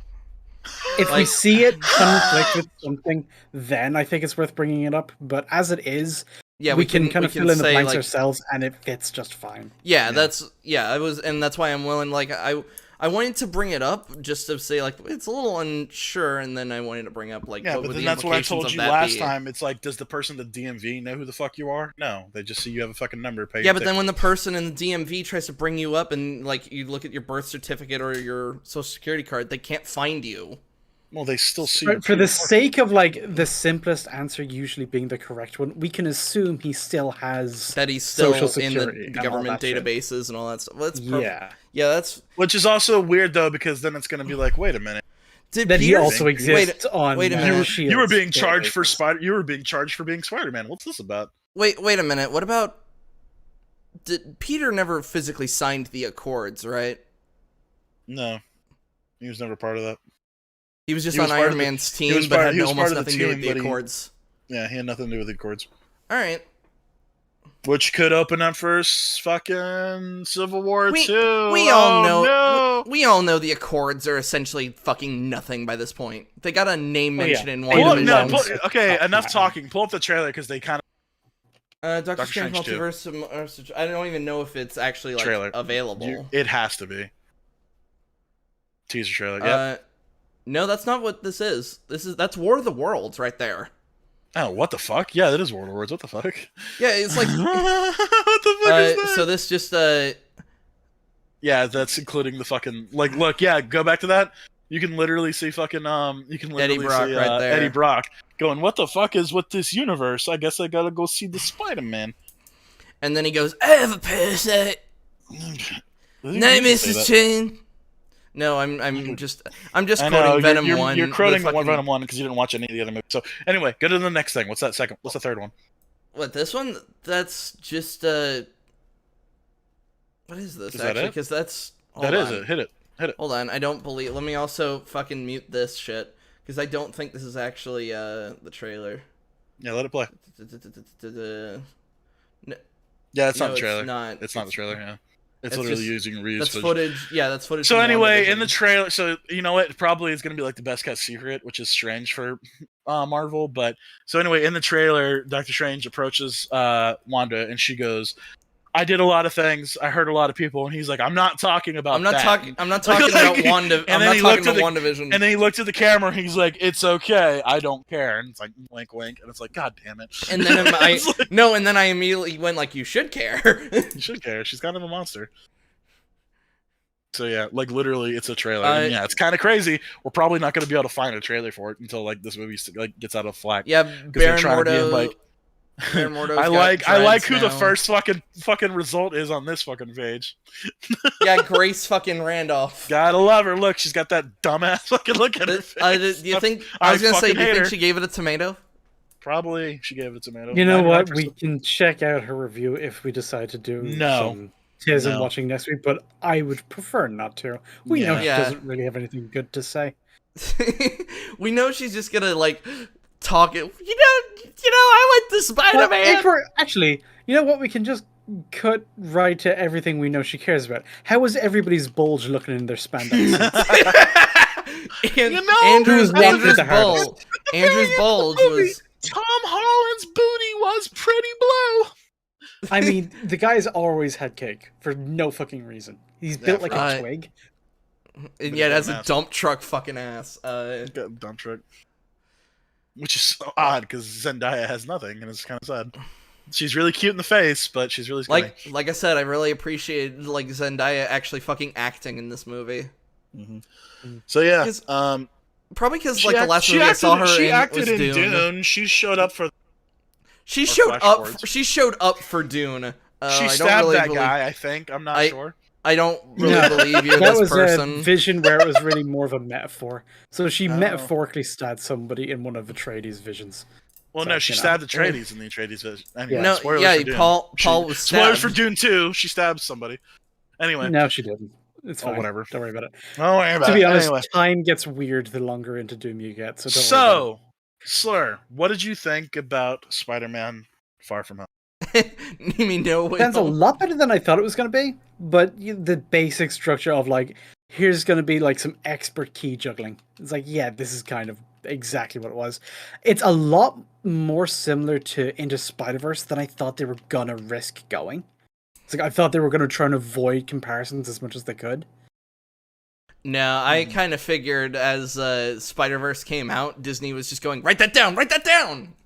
Literally, yes, that's what happened. Mm-hmm. And so now we're going to talk about today's sponsors, Fortnite. So Spider-Man is now in Fortnite. He's been in Fortnite for like years. He's been. Well, no, apparently this now Spider-Man you can actually swing around. Or yeah, they're going to be like in it. So Spider-Man, Fortnite, woo! Anyway.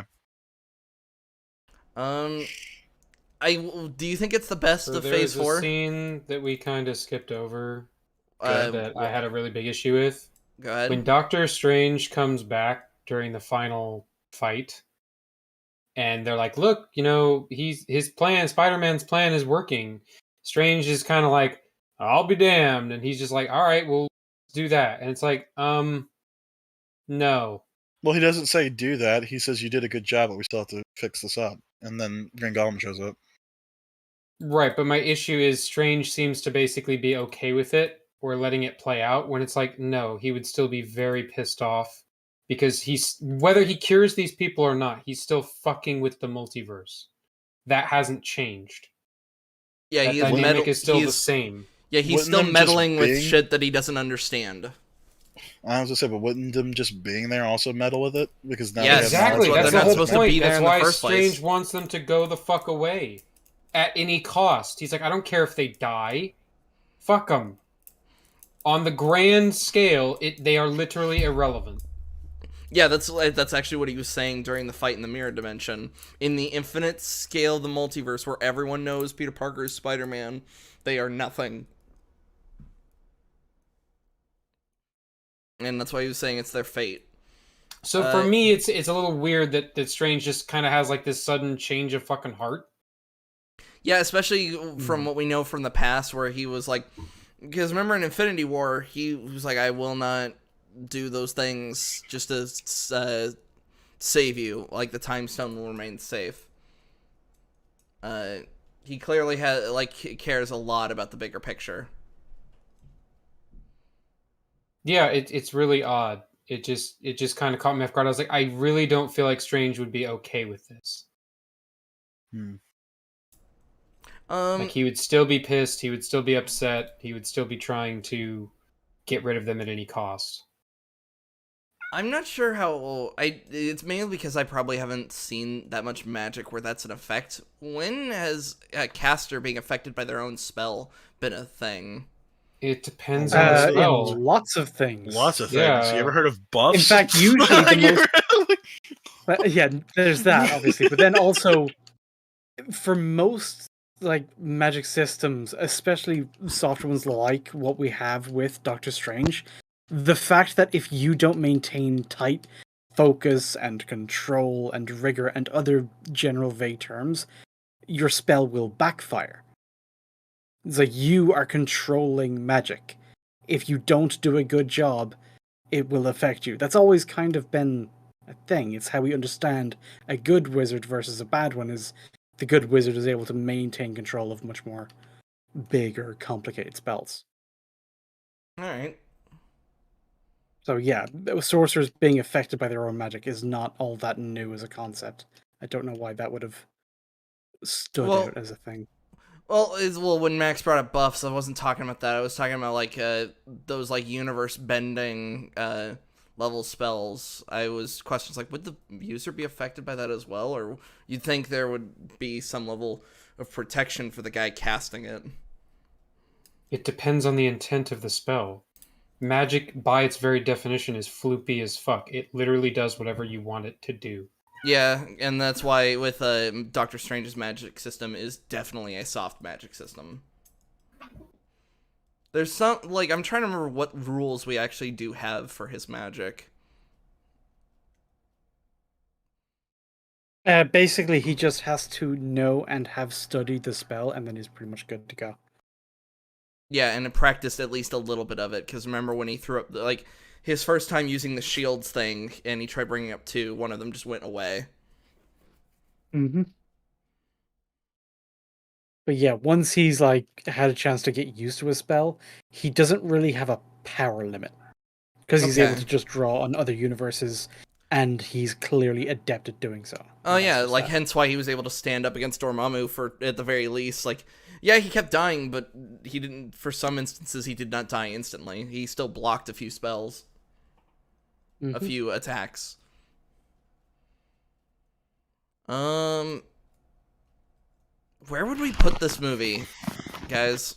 Yeah, so like... Yeah, like, give me a number now that we've kind of gone through the plot and we've sussed out where most of the problems are. Before we do that, Wyatt made an interesting statement that I want to address, because he made a statement of, like, is this the best thing in Phase 4? And I almost think that that's disingenuous, because it feels so detached from the MCU. Yeah, I would say yes, but it really doesn't feel part of the MCU. Yeah, I would agree with that statement. That's what, because a lot of the payoffs weren't even of things in this movie. Because like 90% of the movie is payoffs for non-MCU shit. Yeah, so it's like, well, what counts and what doesn't count as salvaging the MCU? Yeah, if anything, it puts Peter into almost the status quo, essentially. Peter is now poor. He wears a homemade suit. It finally resolves that constant back and forth, which I think even Doctor Strange is the one who constantly says. Yeah, it's like, oh, you're living two lives. Yeah, you're living two lives. It's like, well, that's over now. But I was talking to Anubis about this last night, and I think it was kind of a shitty way to do that, because it reminded me of that thing with Flash from Snyder Cut. Yeah. It's like, oh, he made the heroic sacrificial decision to, lose all his relationships and stuff so that he could save the universe. And it's like, well, yeah, but is that really heroic at that point? It's like, he made the choice not to let the universe end. Good job, bud. Like, it was the writer's way of making him make the choice without him actually making the choice. Mm-hmm. He didn't have a choice.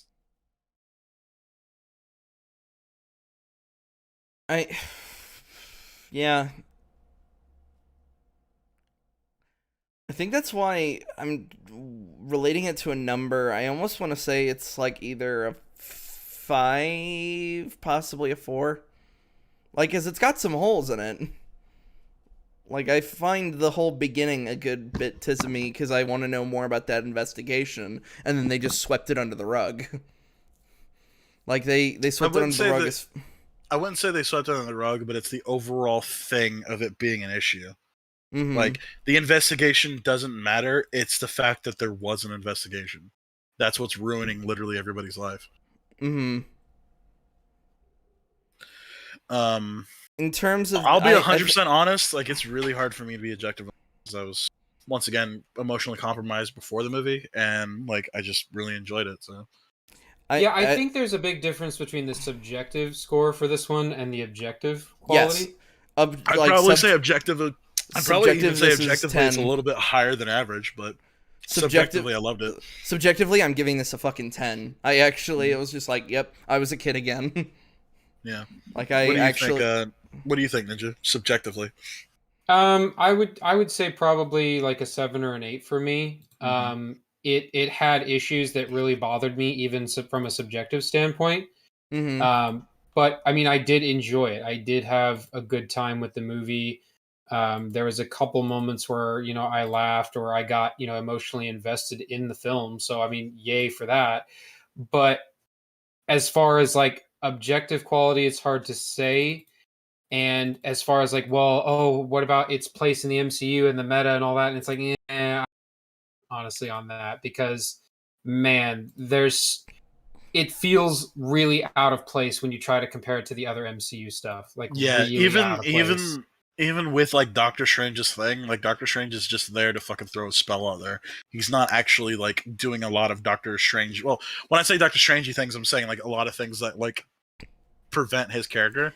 He might have just walked in and it's like, hey, Dr. Strange, can you throw a spell? Yeah, sure thing, Peter. And boom, there was there was an off-screen fight between Doctor Strange and Lizard, and I almost kind of wish I had seen that. Just so we could have more of Strange and like understand. Yeah, because Strange actually looked like he was damaged from that fight. Yeah, he got fucked up a little bit. I was like, oh, if we had seen that, we would have seen Strange's place a little bit more in the story, and seeing him like realize like, oh shit, people have crossed over. Yeah. What the fuck? Why is this a giant lizard? Yeah. Who is that dinosaur? No, doesn't he give a nickname to Lizard? He says yeah, he calls him, he's the one who calls him, actually call him Lizard in TASM. Okay. I could fix you, Max, by turning me into a lizard. Yes.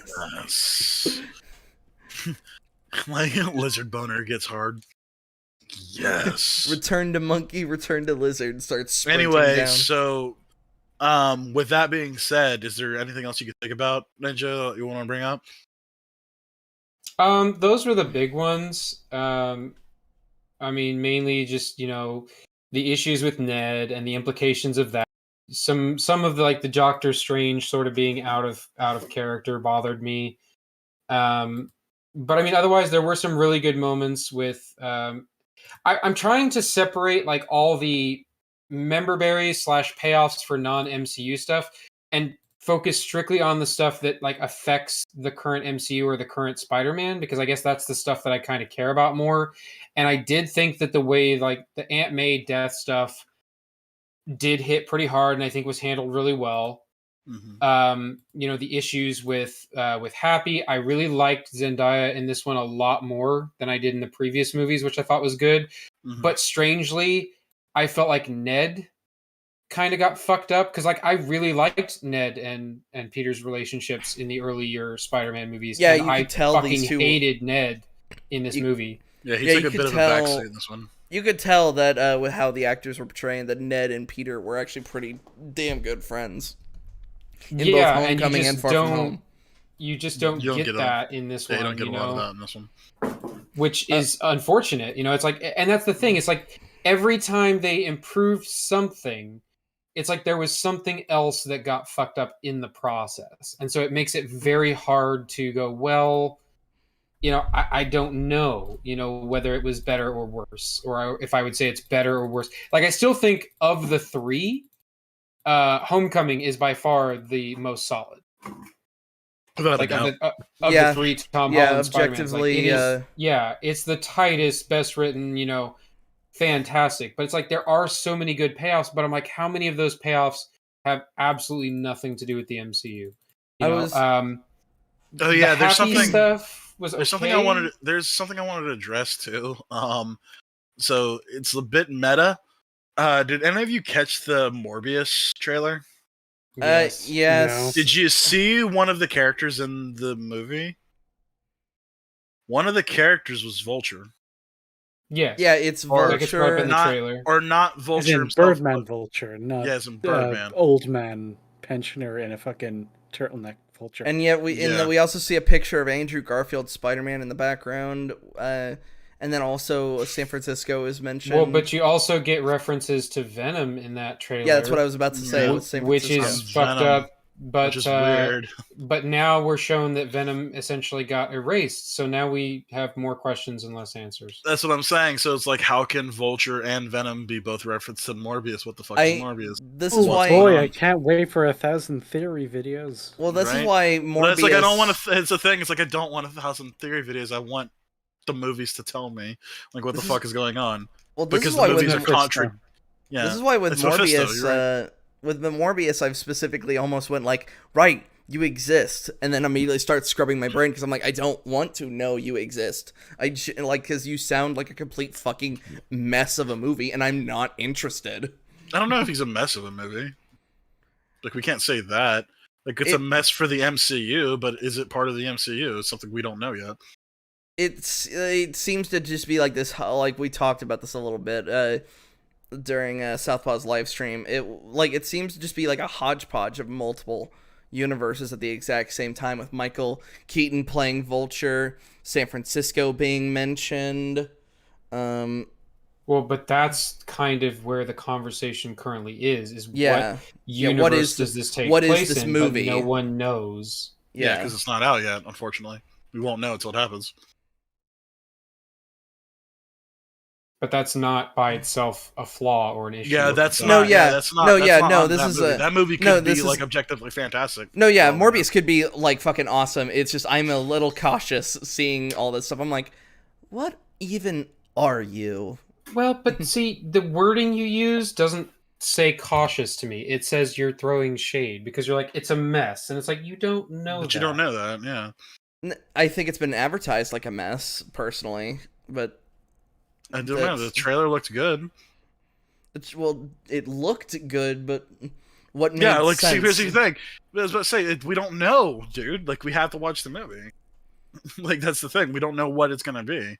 I only bring it up because it's like, is it going to be in the MCU? We don't know yet. Well, But honestly, that has nothing to do with the MCU. That has nothing to do with the quality of that movie.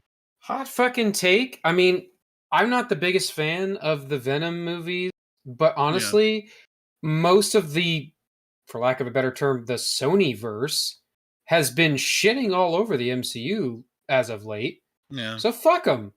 If they want to do better than Disney, more power to them, man. Oh yeah, no, Spider-Verse. Oh, yeah. Spider-Verse is a great example of that Hey, because I'm here for the attempt, either way. Yeah, Yeah, exactly. yeah, because like Fucking dunk on them, man. Sony has proved more than like definitely that they can compete with the MCU. They, like with they've Spider-Verse shown alone. Whoa, they've done it once. Like, calm your tits. There's a reason why Sony was about to go tits up because all of their movies were garbage. You make it seem as like they've shown they can do it more than once. It's like, nah, they showed one time they can do it. How well was Venom received? Both Venom was the first movie was received shittily, and apparently the second movie is complete garbage. So, like I liked Venom too, but apparently like objectively it wasn't that well. Like I said, the only review I got was this has kind that of been it was the thing bad. for the first one as well, where a lot of people were saying, like, this movie is fucking nonsense, but it's fun. And that was it. That's all it got. And that was enough for it to be received generally positively-ish, even if people did think it was kind of fucking stupid and didn't make sense. Yeah, sorry. I guess I thought I remembered Venom leaving a very positive impact as opposed to being completely. No, it was negative. like a meh impact because like the story was like a little tizzy, but like it wasn't god awful. Right. And like I said, I haven't really heard anything besides what YMS Venom. I mean, they could say it's shit. That's when I kind of watched because it, I didn't really get a lot of stuff from like bad about the movie. So I'm trying to think about how many people like that I normally watch even touched Venom 2, and I think YMS might be the only one. yeah, that's what I'm saying. So I don't really know who else. Did Jeremy touch Venom 2? Let me take a look. Probably. Jeremy Venom 2. I'll say his reviews But are like. other than that, do we have anything else to say about Spider-Man? Why are we talking about this? Spider-Man already came out. Yeah. Yes? No? Maybe? I don't know. Well, like I said, it's just the odd feeling of not really where to place it or how to feel about it. Like, I did, like I said, I had a good time. I did like that it was one of the movies that, as of late, actually kind of got me invested, which I appreciate. Mm-hmm. Because, god damn it, it feels like that's a rare and rare thing. Yeah, you were having a hard time with the rest of the movies, and I don't really blame you. But it's like, at the same time, it's just like all of those things, all those key jangly moments and member berries and emotional payoffs had absolutely nothing to do with the MCU or really with the Tom Holland stuff at all. Like, it almost felt like Tom Holland was kind of taking a backseat in his own fucking movie. Mm-hmm.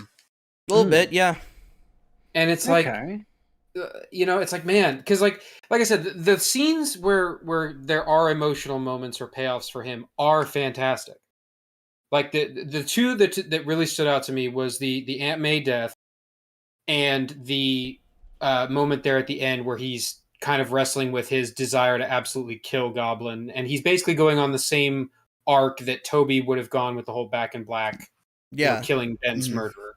Yeah. So he's kind of mirroring their same arcs a little bit, which again feels like we're kind of retreading old ground. Like, they are done very well, but it's like, I guess I just felt like he hadn't been, like, that didn't feel like the trajectory that Tom Holland's Spider-Man was really on in the previous movies, if that makes sense. Well, I actually, they brought this up that it on Southpaw's podcast, that it felt like Tom Holland's Spider-Man is kind of, he's been having like a weird through line, and I didn't really know how I felt about hearing that statement, because I was like, no, he's had a bit of a through line, and it was his progression of basically becoming more mature as a superhero.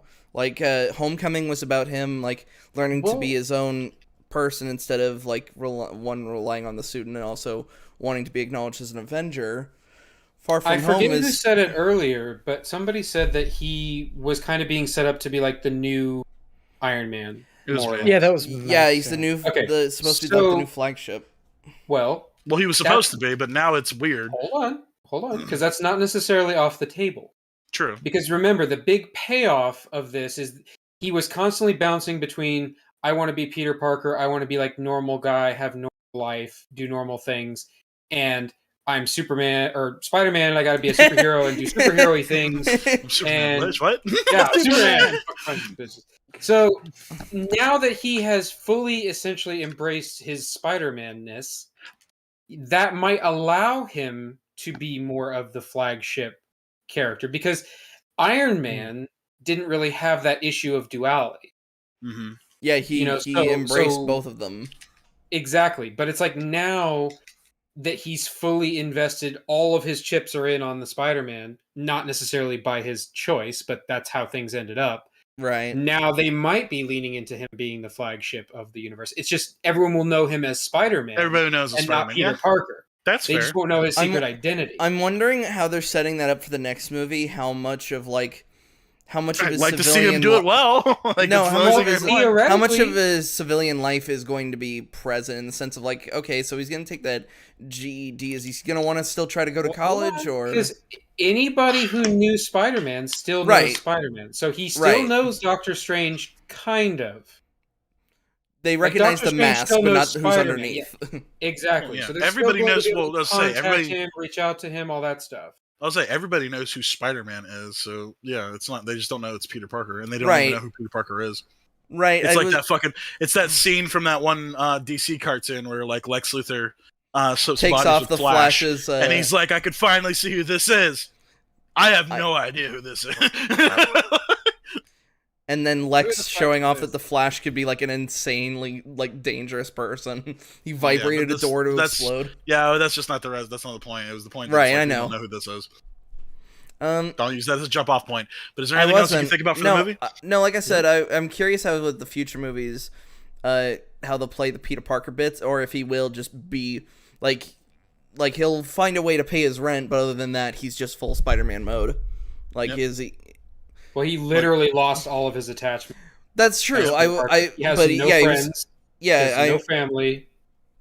And we've never seen Spider-Man like that, honestly. Yeah, we've never seen a Spider-Man that has like no attachment to like what is essentially his past life as Peter Parker. Yeah, literally at 0. So it's gonna be fun. I was gonna like, is he gonna use Peter to just blend into the crowd, get income, and then that's the end of it? Then go out as Spider-Man? We'll see. Yeah, it's a massive we'll see. Since I've had the more longest important question then is, does this reinvigorate for you guys in the MCU, or are you still convinced that the MCU is pretty much burning? I don't give a shit about Spider-Man and Spider-Man, Guardians, and fuck, I want to see Multiverse of Madness, but I know it's gonna fucking hurt. Which is interesting because this movie also only seems to give a shit about Spider-Man. Yeah.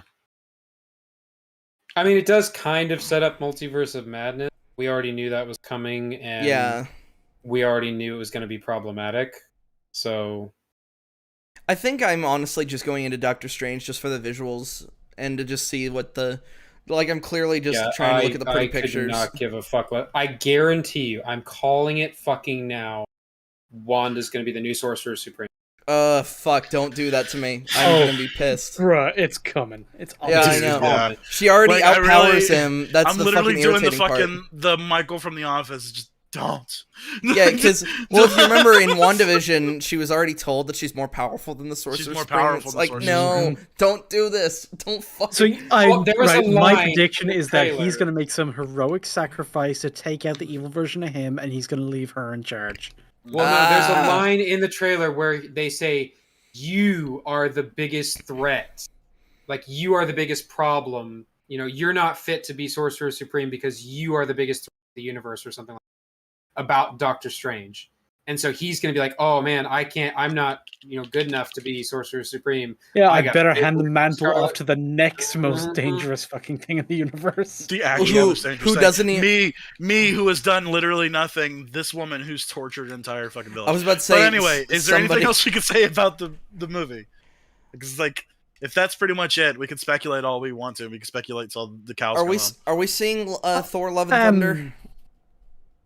I don't even know if that is still even a thing. Yeah, it's still a thing. I just don't know when. Yeah, there's been set pictures. They're both Chris's are considered problematic. So yeah, But anything about this movie? I'm trying to keep us on point. Well, no. But that's honestly, I feel like that's it. Well, we may see some more MCU shit in the future. Maybe not. We were saying that in terms of problems in the plot, there's a few things that we said we would double back on. Just objective things that don't make sense. We touched on Ned using magic and how that's a whole fucking thing. Somebody in the chat said in Doctor Strange the sling ring works with how much you want to go there. And that's I think I'm kind of understanding what he's saying, but kind of not, because yes, it does. When the Ancient One leaves Strange on the top of the Himalayas, she's like, "Believe, Steven," if I remember correctly. I could just pull it up. As opposed to Ned just going. The big takeaway that I got from Doctor Strange was that even if you are naturally gifted in magic, you still have to train and study and work your ass off to use it. Yeah, and practice. It showed different wizards and stuff practicing a fucking lot, and Ned just goes, "Whoop, got it," and does it multiple times. Yeah, it's fucking bananas. And maybe he's the chosen one. It would even wears the cape at one point. You say that, Slayer, but he's falling from, and the cape saves him, but the cape has to basically dawn on him. So he does I thought that was more it just trying to save him. I wasn't sure what. Yeah, but come on, dude. He wore. I didn't want to. The point is, it's a problem in the sense that he just gains these powers, and it would be one thing if they did it as a joke, or maybe they're hinting at something coming down the road. But it ties into the goddamn plot so fucking much. There is so much of this movie that could not happen if not for Ned and his fucking sling ring portals. Yeah, it's literally what yanks the box back into the final fight. Because they were trying, when Ned and MJ, they're trying to close the portal, they're at the high school. They're nowhere actually near where this fight is. And then they're trying to close it, because then they're just safe. Like, the box is just out, and then that's the end of it. Then Lizard comes in and takes it. They're just like, yep, well, now... because that's the thing, is, and you could say it's because he's unskilled. It's like, because it's magic, and he's an untrained user or whatever, they kind of use, like, the portals work and don't work whenever the plot fucking needs them. Yeah, that's kind of what happened in Doctor Strange as well, because remember when he was, like, under the operating table, his portal remained open despite him not, like, actively doing anything. But even then, you could argue, like, that was already a somewhat trained Strange, as opposed to an untrained Ned. What do you mean somewhat trained? He was already trained. Like, he was throwing fucking weapons and shit all over the place. Well, he was struggling quite a lot to maintain certain spells. That's why I was saying, like, he had, like, some training under his belt, but he still had much to learn.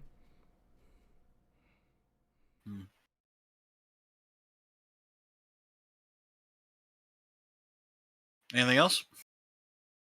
Yeah, any other kind of more logical coherence problems or things like that? Basically, the problems in the movie that we really didn't explore because we were going through the plot. Yeah. What were you going to say, Ninja?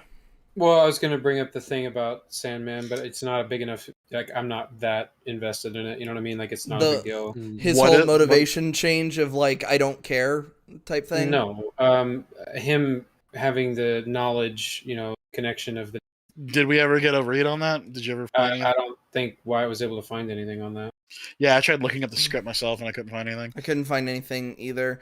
In terms of, like... So I know it was brought up in I was told the Venom 2 post-credit scene, like the multiversal stuff, and then seeing the Peter Parker Spider-Man, that's what yanks him over. But there's some inconsistencies, like with something like Max, or... Did Sandman himself, like, he knew the face, but did he know the name attached to it? At the end of Spider-Man 3? I feel like he did. Because he knew that he killed his uncle. Oh, yeah, no, yeah, at the end of it, he said he killed Parker, so he knew... Him. So he knows the Parker part, but... Yeah, so he knows... Well, yeah, but like I said, the whole thing is Peter Parker forgives him at the end. Right. Because he let go of his rage and shit like that. That's why I was about to ask the consistency of the knows Peter Parker's Spider-Man thing. Yeah. He knows Parker. That's the thing. He knows that. Yeah, he knows a Parker. Yes.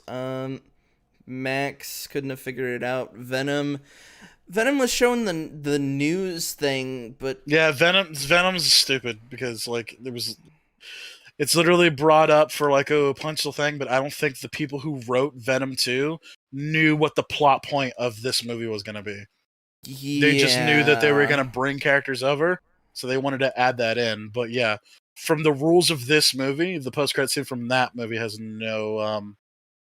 has anything to do with the movie. Well, and I brought up kind of an odd point last night when we were talking about it, but it's odd because normally in the MCU, like a post-credit scene typically gets addressed in whatever the next movie is sequence. Correct. But instead, this was a post-credit teaser that was resolved via a post-credit teaser? Pretty much. So essentially amounted to jack shit. And literally nothing. Yeah, like God knows how Venom's gonna get... It was... Well, like, that's the thing, like, you could say that's that fucking symbiote's fucking motivation, because that's the last thing it heard was, yes, we gotta go to New York City and find this Spider-Man.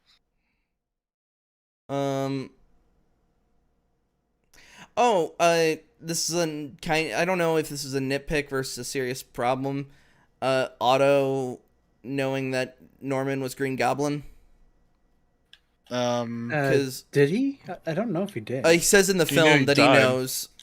No, he looks at Green Goblin and then says, like, he's like Osborn, when I don't no think one knew I don't that. think he would know that.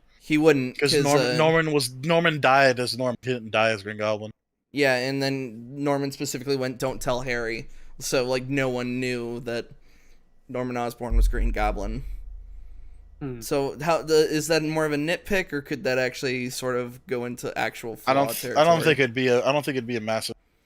Like on its own, it is a nitpick. It is just like that's what I'm looking for. It's like those little things that we kind of just brushed past as we were going through. Yeah, once again, going with Max Electro from TASM 2, it could just be the next parallel universe over. Yeah, you know what I mean? It's like a hop, skip, and away. He finds out. So like I don't really have a problem with like a little bit of that, but the main issue is what Ninja brought up, because like I said, we'll probably talk about it another time, but I really want to put that scene or something where we can address that, because I'm 99% sure that didn't happen, but I could be wrong. Another nitpick that I'm just curious, like why they didn't do this. What happened to Peter's Far From Home suit? Because he clearly like swings away from it, and then in the next shot he did the homemade suit. Like, what was wrong with I understand some of the tech wouldn't work inside of it, like his visor. It was covered in green, and plus he probably just wanted to do his own thing. It wasn't covered in green by that point. He didn't have his mask. It's covered in green. Not at the end of the movie. No, the Far From Home costume at the end of the movie when it's got all the nano stuff on it. Like I'm wondering, like, what did he do with that? I don't know. Who cares? Yeah, it's not a flaw specifically. Yeah, that's why I was saying it's a nitpick that I'm wondering, like, well, or is it? I mean, like I said, it could like, I don't know if like you're not like reading it, but it could just be that he's trying to do his own thing instead of like if he just ditched it, and then yeah, that's just the answer. But that seems like what it happened, because it's not there. Yeah, we don't know the anything really about the new suit. Like we have no idea what its abilities or anything is. So it's just like at this point we don't have enough information to say whether it's a good or a bad thing. Right.